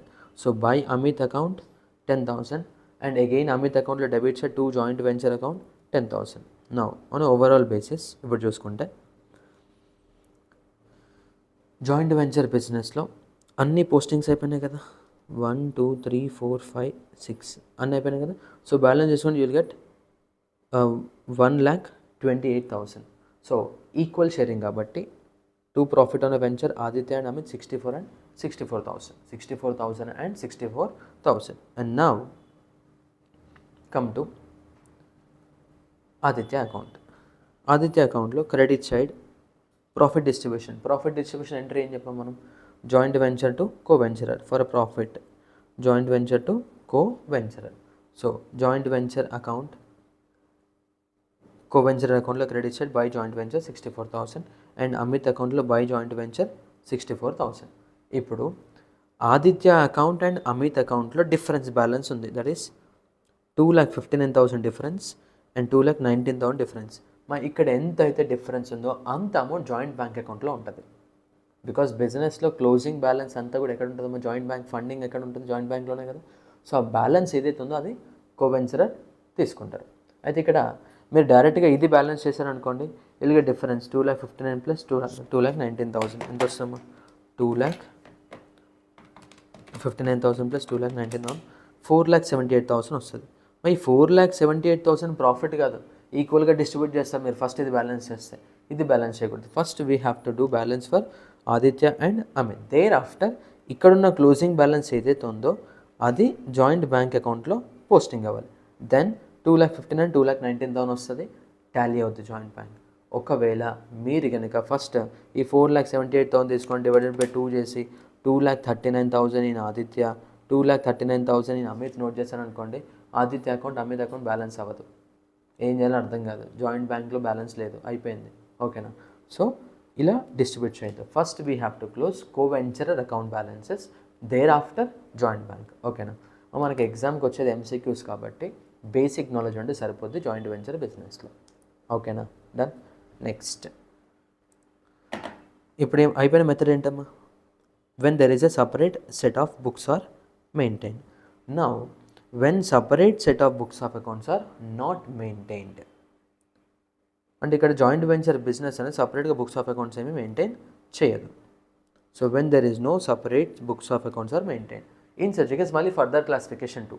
One is when each coventurer keeps record of all the transaction. ఇప్పుడు A and B ఇద్దరు కలిసి business start చేశారు. Method 1 ఏంటంటే ఆ business ఏదైతే ఉందో వాళ్ళే separate set of books of accounts maintain చేస్తారు. బట్ మెథడ్ 2లో first option A and B ఉంది కదా. సో A అనే పర్సన్ ఏ ట్రాన్సాక్షన్స్ రికార్డ్ చేస్తారు, B ట్రాన్సాక్షన్స్ కూడా రికార్డ్ చేస్తారు. అండ్ B అనే person he will record his own transactions as well as A's transaction. అంటే ఇక్కడ each owner will record all the transactions incurred by himself and incurred by other owner. అంటే ఇప్పుడు A and B ఉన్నారు. ఓకేనా? ఇప్పటివరకు ఏంటమ్మా business point of view ఆలోచించాం, joint venture business. Now A అనే పర్సన్ ఏం చేస్తాడు, he will record his own transactions as well as B's transactions in the books of A, and B will record his own transactions as well as A's transactions in the books of B. అంటే ప్రతి ఒక్కరు opposite person record చేసే transactions, opposite person enter అయ్యే transactions కూడా record చేయాలి. కానీ no see the entries. ఎక్కడైతే difference ఉందో అది క్లియర్గా చూడండి. When goods are supplied and expenses paid by A, ఇక్కడ చూడము కో-వెంచరర్ A అండ్ B అనుకుందాం. ఇక్కడ coventurers A and B. When goods are supplied and expenses paid by coventurer, అంటే ఆపోజిట్ వెంచరర్ పే చేసినప్పుడు బుక్స్ ఆఫ్ అకౌంట్స్ ఎంట్రీస్ ఏంటి. ఒకవేళ మనం cash pay చేసామనుకోండి, joint venture account debit to cash వస్తుంది, అంతే కదా. మనం పే చేసాం కదా, బిజినెస్కి expense increase debit to cash asset decrease credit. ఒకవేళ మీ ఇక్కడ జాయింట్ బ్యాంక్ అకౌంట్ ఉండదు, ఓకేనా, బికాస్ ఎవరి బుక్స్లో వాళ్ళు కదా, వాళ్ళు ఒరిజినల్ క్యాష్ అకౌంట్ ఉంటుంది, they will open a new ledger call joint venture to identify the profit or loss. ఒకవేళ అదే కేసు అదర్ కో-వెంచరర్ పే చేశాడు అనుకోండి, ఎక్స్పెన్సే బట్ వేరే పర్సన్ పే చేశాడు కదా టు ఏ అకౌంట్. ఓకేనా, కన్ఫ్యూజ్ అవుతున్నారా? సో చూడండి, జస్ట్ ఇది చూడండి.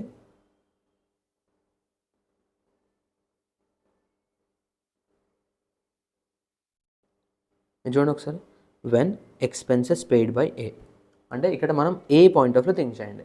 ఎవరు పే చేస్తారు? మనమే పే చేసాం. Expense increase debit, cash asset decrease credit. So expense account debit to cash are a bank.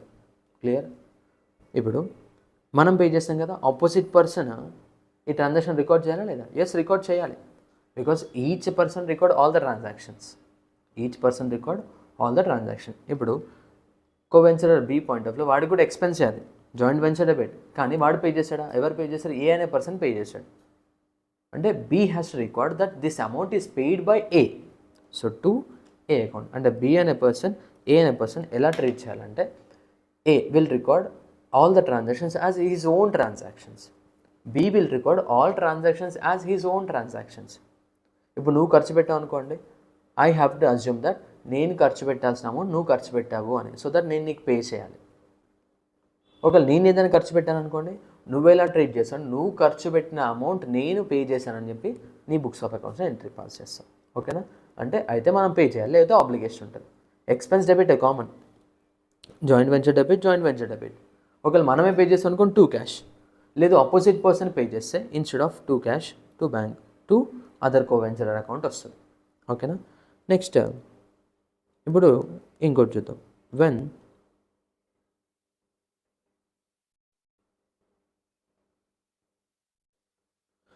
Goods are supplied by A, A అంటే ఎవరు? ఇక్కడ మనమే కదా. So joint venture account debit, instead of goods here it should be purchases account. Same కన్సైన్మెంట్లో discuss చేస్తాం కదా, goods sent on consignment అని, ఇక్కడ goods sent to joint venture. ఓకేనా, ఒకవేళ అదర్ పార్టీ ఇన్వాల్వ్ అయితే joint venture account debit to other party. No, ఇది కూడా same అదే transaction. Next, when advance given by A to B or a bill accepted by A. Next, advance given by A to B అంటే A అనే person బీకి cash pay చేసాడు అని, అప్పుడు B account debit to cash.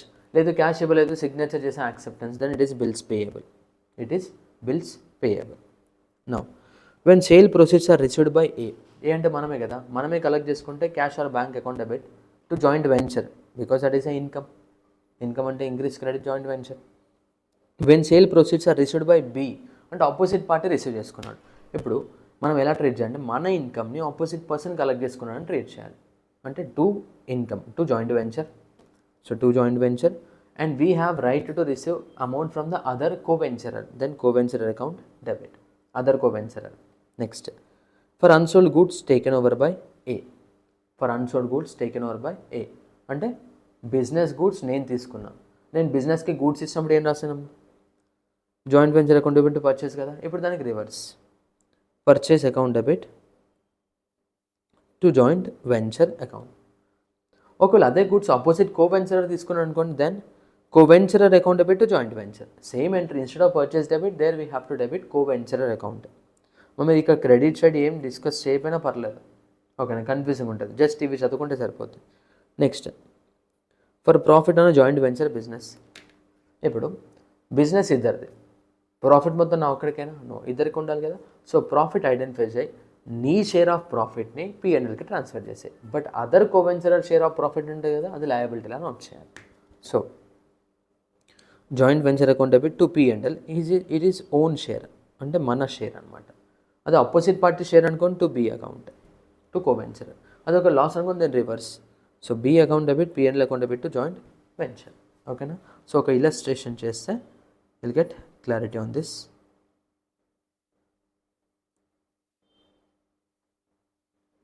ఓకేనా, Ram, Mohan and Rahim were partners in a joint venture, each contributing 5,000. మా ప్రతి ఒక్కరు 5,000 కాంట్రిబ్యూట్ చేస్తున్నట్టు ఓనర్ కాంట్రిబ్యూషన్. నో మా కాంట్రిబ్యూషన్ మనం ఇచ్చామనుకోండి 2 క్యాష్ అని వస్తాం, అంతే కదా. అది మనం ఇక్కడ కలెక్ట్ చేసుకున్నట్టు నోట్ చేయాలి బిజినెస్కి. Ram purchased goods for rupees 13,000 and also supplied goods worth rupees 1,000 from his stock. Rahim also supplied goods to the value of 1,500 from stock, and his expense in connection with the supplying goods on account of the joint venture amounted to 50. Ram paid 250 rupees for expenses in connection with the joint venture. And manam there was a sale of rupees 20,800 by Ram. Ram was entitled a commission of 5% on the sales. Unsold goods amounting 500 were taken over by Mohan. Ram settled his accounts of Mohan and Rahim by the bank draft. Record these transactions in Ram's journal and also prepare joint venture account and Mohan and Rahim account in the Ram's books. So మనం entries clarity ఉంటే ledger చేసేయచ్చు, ఓకేనా. ఇప్పుడు నేను entry and ledger posting చూపిస్తాను. ఇప్పుడు మనం ఎవరి బుక్స్లో నోట్ చేయాలి? రామ్ బుక్స్లో. అంటే we should always think from the point of view of Ram.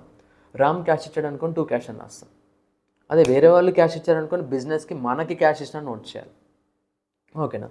Ram goods sale చేశాడు, మనం ఇన్కమ్ నోట్ చేస్తాం, బట్ అందులో అదర్ పర్సన్స్ షేర్ కూడా ఉంటుంది కదా, సో అది లయబిలిటీలా నోట్ చేయాలి, ఓకే. నెక్స్ట్ ప్రాఫిట్ వచ్చింది, మన షేర్ ఆఫ్ ప్రాఫిట్ P&Lకి వెళ్తుంది, other share of profit liability అవుతుంది. లాస్ వచ్చింది, మన share of loss P&L debit అవుతుంది, అదర్ షేర్ ఆఫ్ లాస్ ఏమవుతామో రిసీవ్ చేసుకోవాలి మనం, okay. No see first transaction. Ram, Mohan and Rahim were partners in the joint venture, each contribute 5,000. ఇప్పుడు రామ్ అనే పర్సన్ ఏం చేయాలమ్మా? అందరి ట్రాన్సాక్షన్ నోట్ చేయాలి కదా. Each person contributing to the business 5,000. ఇప్పుడు రామ్ తనకి అమౌంట్ ఇచ్చినట్టు, సో రామ్ షేర్ నోట్ చేయొద్దు. బట్ మోహన్ అండ్ రహీమ్ ఇచ్చారు కదా, మోహన్ అండ్ రహీమ్ ఎవరికి ఇచ్చారమ్మా? రామ్కి ఇచ్చినట్టు నోట్ చేయాలి. ఎవరికి ఇచ్చినట్టు నోట్ చేయాలి? రామ్కి ఇచ్చినట్టు. అంటే Ram is collecting rupees 5,000 from 2 co-venturers, right? So cash account debit to Mohan account and to Rahim account. Clear? Next, Ram purchased goods for rupees 13,000 and also supplied goods worth rupees 1,000 from his stock. తను purchase చేశాడు అనుకోండి, expense increase debit to bank. So joint venture account debit to bank account. లేదు తను purchase చేయలేదు, తన stock నుంచి goods ఇచ్చాడు, అప్పుడు joint venture account debit to purchases. Joint venture account debit to, instead of goods here it should B purchases. Next, Rahim also supplied. మరి Rahim supplies అంటే మనకి ఎక్స్పెన్స్, బట్ అది ఎవరు ఇచ్చామో? రహీమ్. సో మనం రహీమ్కి పే చేయాలని నోట్ చేయాలి. So joint venture account debit to Rahim account, pay చేయాలి కదా, లయబిలిటీ ఇంక్రీజ్, మన ఎక్స్పెన్స్ని వాళ్ళు పే చేసినట్టు నోట్ చేస్తాం, అంతే. Done. Next, and his expenses in connection with the supplying of goods and account of joint venture amounted to 50. And తను pay చేసింది, expense increase debit, తను పే చేశాడు కదా అమ్మా, ఎవరమ్మా? Rahim. So again same entry, joint venture account debit Rahim. ఇక్కడ రెండింటిని combine చేసి నోట్ చేస్తారు, 1,500 అండ్ 50, 1,550కి నోట్ చేస్తారు, same entry. Next, Ram paid 250 for expenses in connection with the joint venture. మనమే కదా రామ్ అంటే, so 2 cash debit joint venture. So joint venture account debit to cash. Next, there was a sale of rupees 20,800 by Ram. Ram sale చేశాడు కదా, so cash account debit to joint venture account 20,800 and 20,800. Next, Ram was entitled a commission of 5% on sales. So sales మీద 5% commission ఎవరికమ్మా? రామ్కి. So ఇక్కడ చూడండి, రామ్కి commission అంటే Ram separate business point of income, but joint venture business point of it is expense, right? So expense increase debit joint venture, separate business point of Ram is entitled commission అంటే it's a income. So 2 commission, 5% on 20,800, that is equal to 1,040, 1,040. Next, unsold goods amounting 500 were taken over by Mohan. If the goods were taken by the co-venturer, ఇప్పుడు ఏం చేయాలమ్మా? co-venturer దగ్గర నుంచి amount collect చేసుకోవాలి కదా. So Mohan account debit, right to receive, and for joint venture business it is a income increase credit.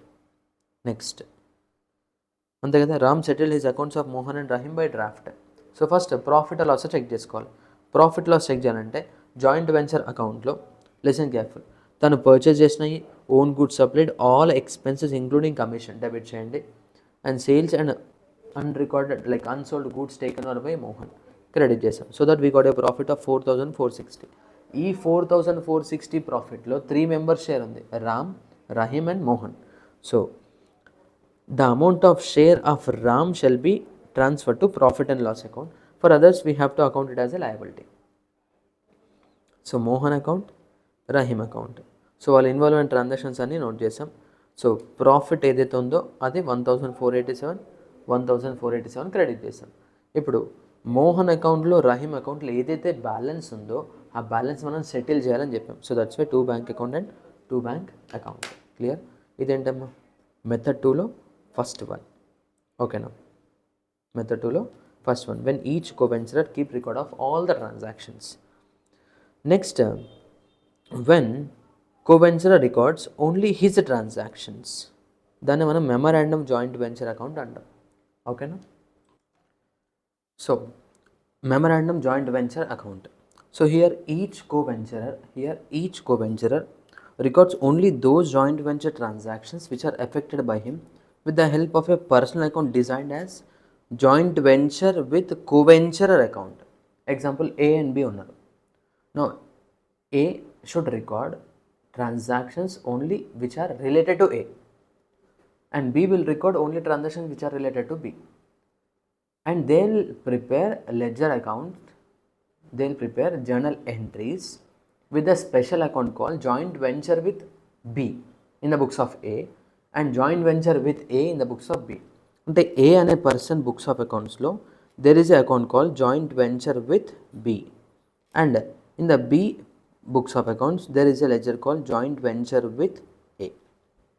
Okay, so ఒకసారి చూడండి. And it is debited with the amounts of purchases, supplies made and expenses incurred by the co-venturer.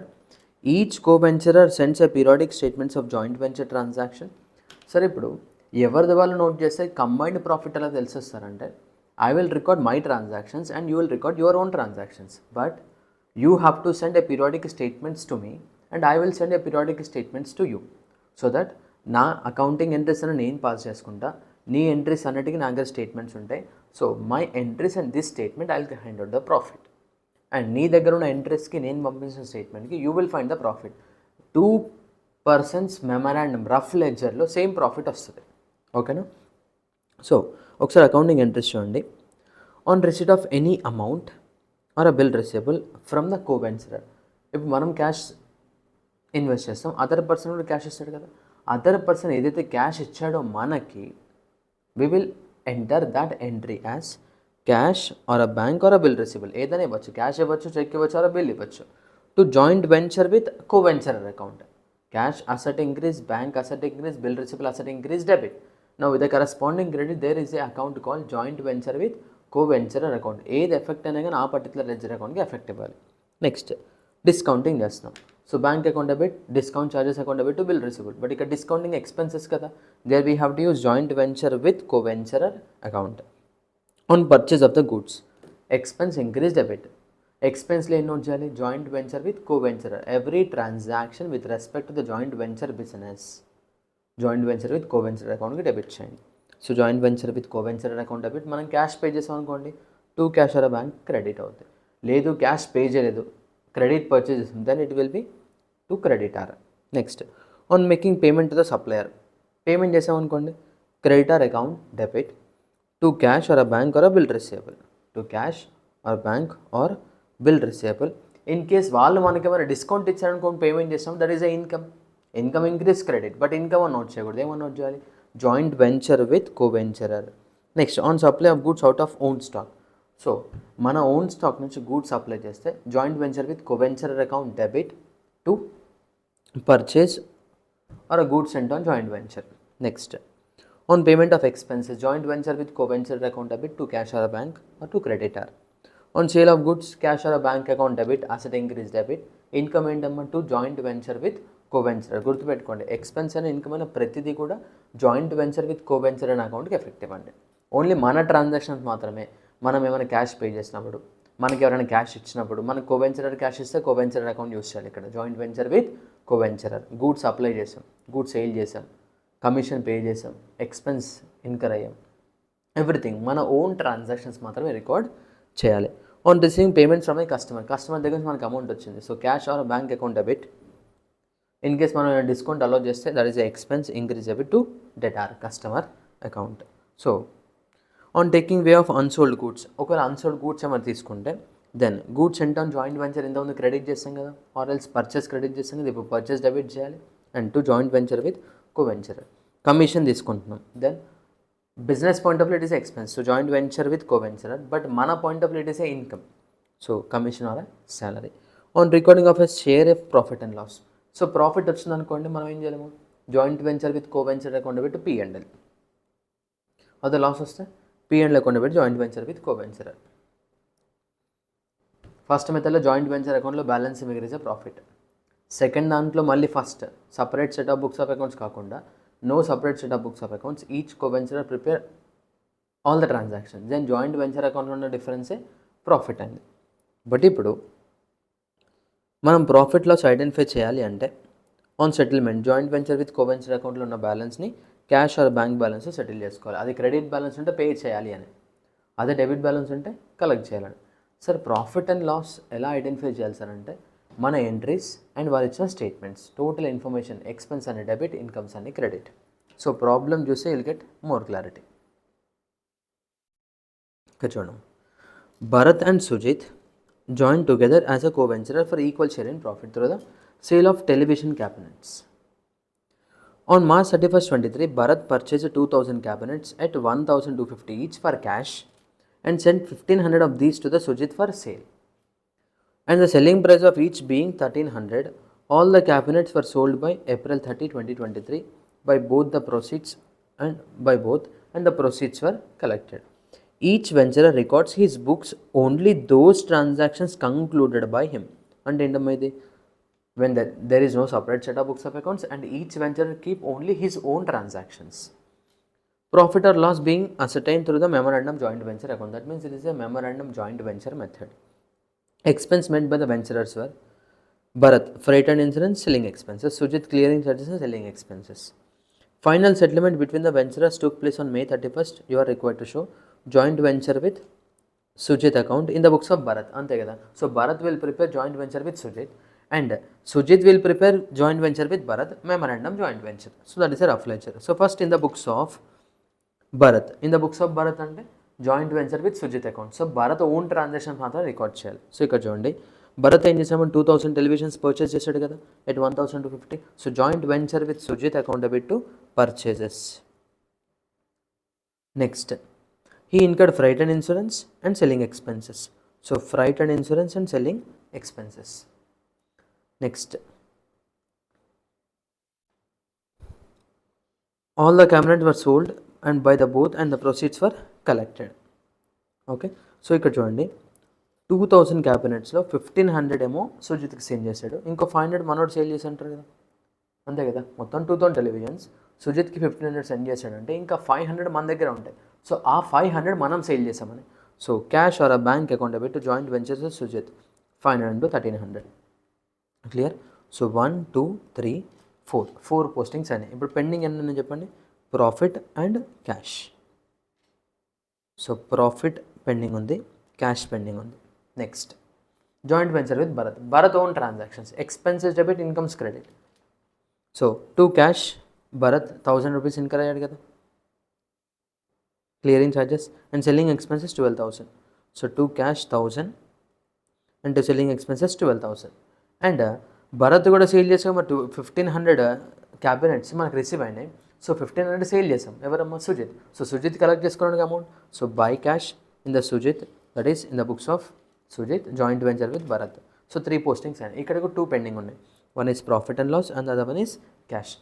ఇప్పుడు ఇందులో expenses debited, incomes credited, expenses debited, incomes credited. ఇప్పుడు profit loss identify చేయాలి.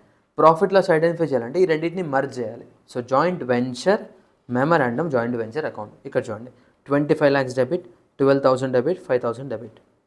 25 lakhs, 12,000 and 5,000. Next that is 17,000. Next ఇక్కడ debit 1,000 and 12,000. So 1,000 and 12,000, 13,000. ఇక్కడ credit ఏంటమ్మా 6,50,000, ఇక్కడ credit 19,50,000. So 6,50,000 and 19,50,000. Memorandum joint venture అంటే 2 particular books of అకౌంట్స్లో ఉన్న అకౌంట్స్ని merge చేయడం. ఓకేనా. సో అలా చూసుకుంటే you'll get overall profit is 70,000. బట్ ఆ 70,000 ఇద్దరికి ఉంది కదా share, Bharat half and Sujit half, 35,000 and 35,000. So ఈ 35 టోటల్ చేయండి, that is 70,000. So profit discuss చేసాం. ప్రాఫిట్ ఎంట్రీ ఏం చెప్పండి, joint venture with co-venture accountable to P&L. So అందుకే ఇక్కడ joint venture with to profit and loss మన share 35,000. And here also joint venture with Bharat account మన share 35,000. మన share ఎంత, 35,000. ఇప్పుడు ఏదైతే బ్యాలెన్స్ ఉందో ఆ బ్యాలెన్స్ అదర్ పార్టీకి పే చేయడమో రిసీవ్ చేసుకోవడమో ఉంటుంది. ఇప్పుడు జాయింట్ వెంచర్ విత్ సుజిత్ అకౌంట్లో డెబిట్ సైడ్ ఎక్కువ ఉంది, డిఫరెన్స్ క్రెడిట్ సైడ్ ఉంది. అంటే ఏంటమ్మా, డెబిట్ సైడ్ ఎక్కువ ఉంది అంటే that is debit balance. Debit balance అంటే కలెక్ట్ చేయాలి అని, ఎవరి దగ్గర నుంచి కలెక్ట్ చేయాలి, సుజిత్ దగ్గర నుంచి కలెక్ట్ చేయాలి. నెక్స్ట్ సుజిత్ దగ్గర డిఫరెన్స్ ఇక్కడ ఉంది, అంటే credit side is more than debit side. That means that is a credit balance, అంటే పే చేయాలి అని. That means creditor obligation. ఇప్పుడు మీరు చూడండి, ఇక్కడ ఉన్న డిఫరెన్స్ అమౌంట్ అండ్ ఇక్కడ ఉన్న డిఫరెన్స్ అమౌంట్ సేమ్. అంటే సుజిత్ బుక్స్ ఆఫ్ అకౌంట్స్లో వచ్చే బ్యాలెన్స్ ఏం figure and Bharat books of accounts వచ్చే బ్యాలెన్స్ ఏమో రెండు సేమ్. ఒకరికి పేబుల్ అయితే ఇంకొకరికి రిసీవబుల్. ఓకేనా, done. So this is about joint venture. Total 2 methods, when there is no separate books, when there is separate books, and when there is separate books మళ్ళీ again further classification 2. Each co-venture record all the transactions and each co-venture record only his own transactions, only his own transactions. Clear? ఓకేనా, ఏమైనా doubt ఉందా? No, right. So that's all about joint venture. So ఇక్కడికి bill of exchange, consignment and joint venture 3 topics complete అయినాయి కదా. In the next we are going to discuss final accounts of the commercial organization, nothing but sole proprietor final accounts. Okay na, done. Thank you.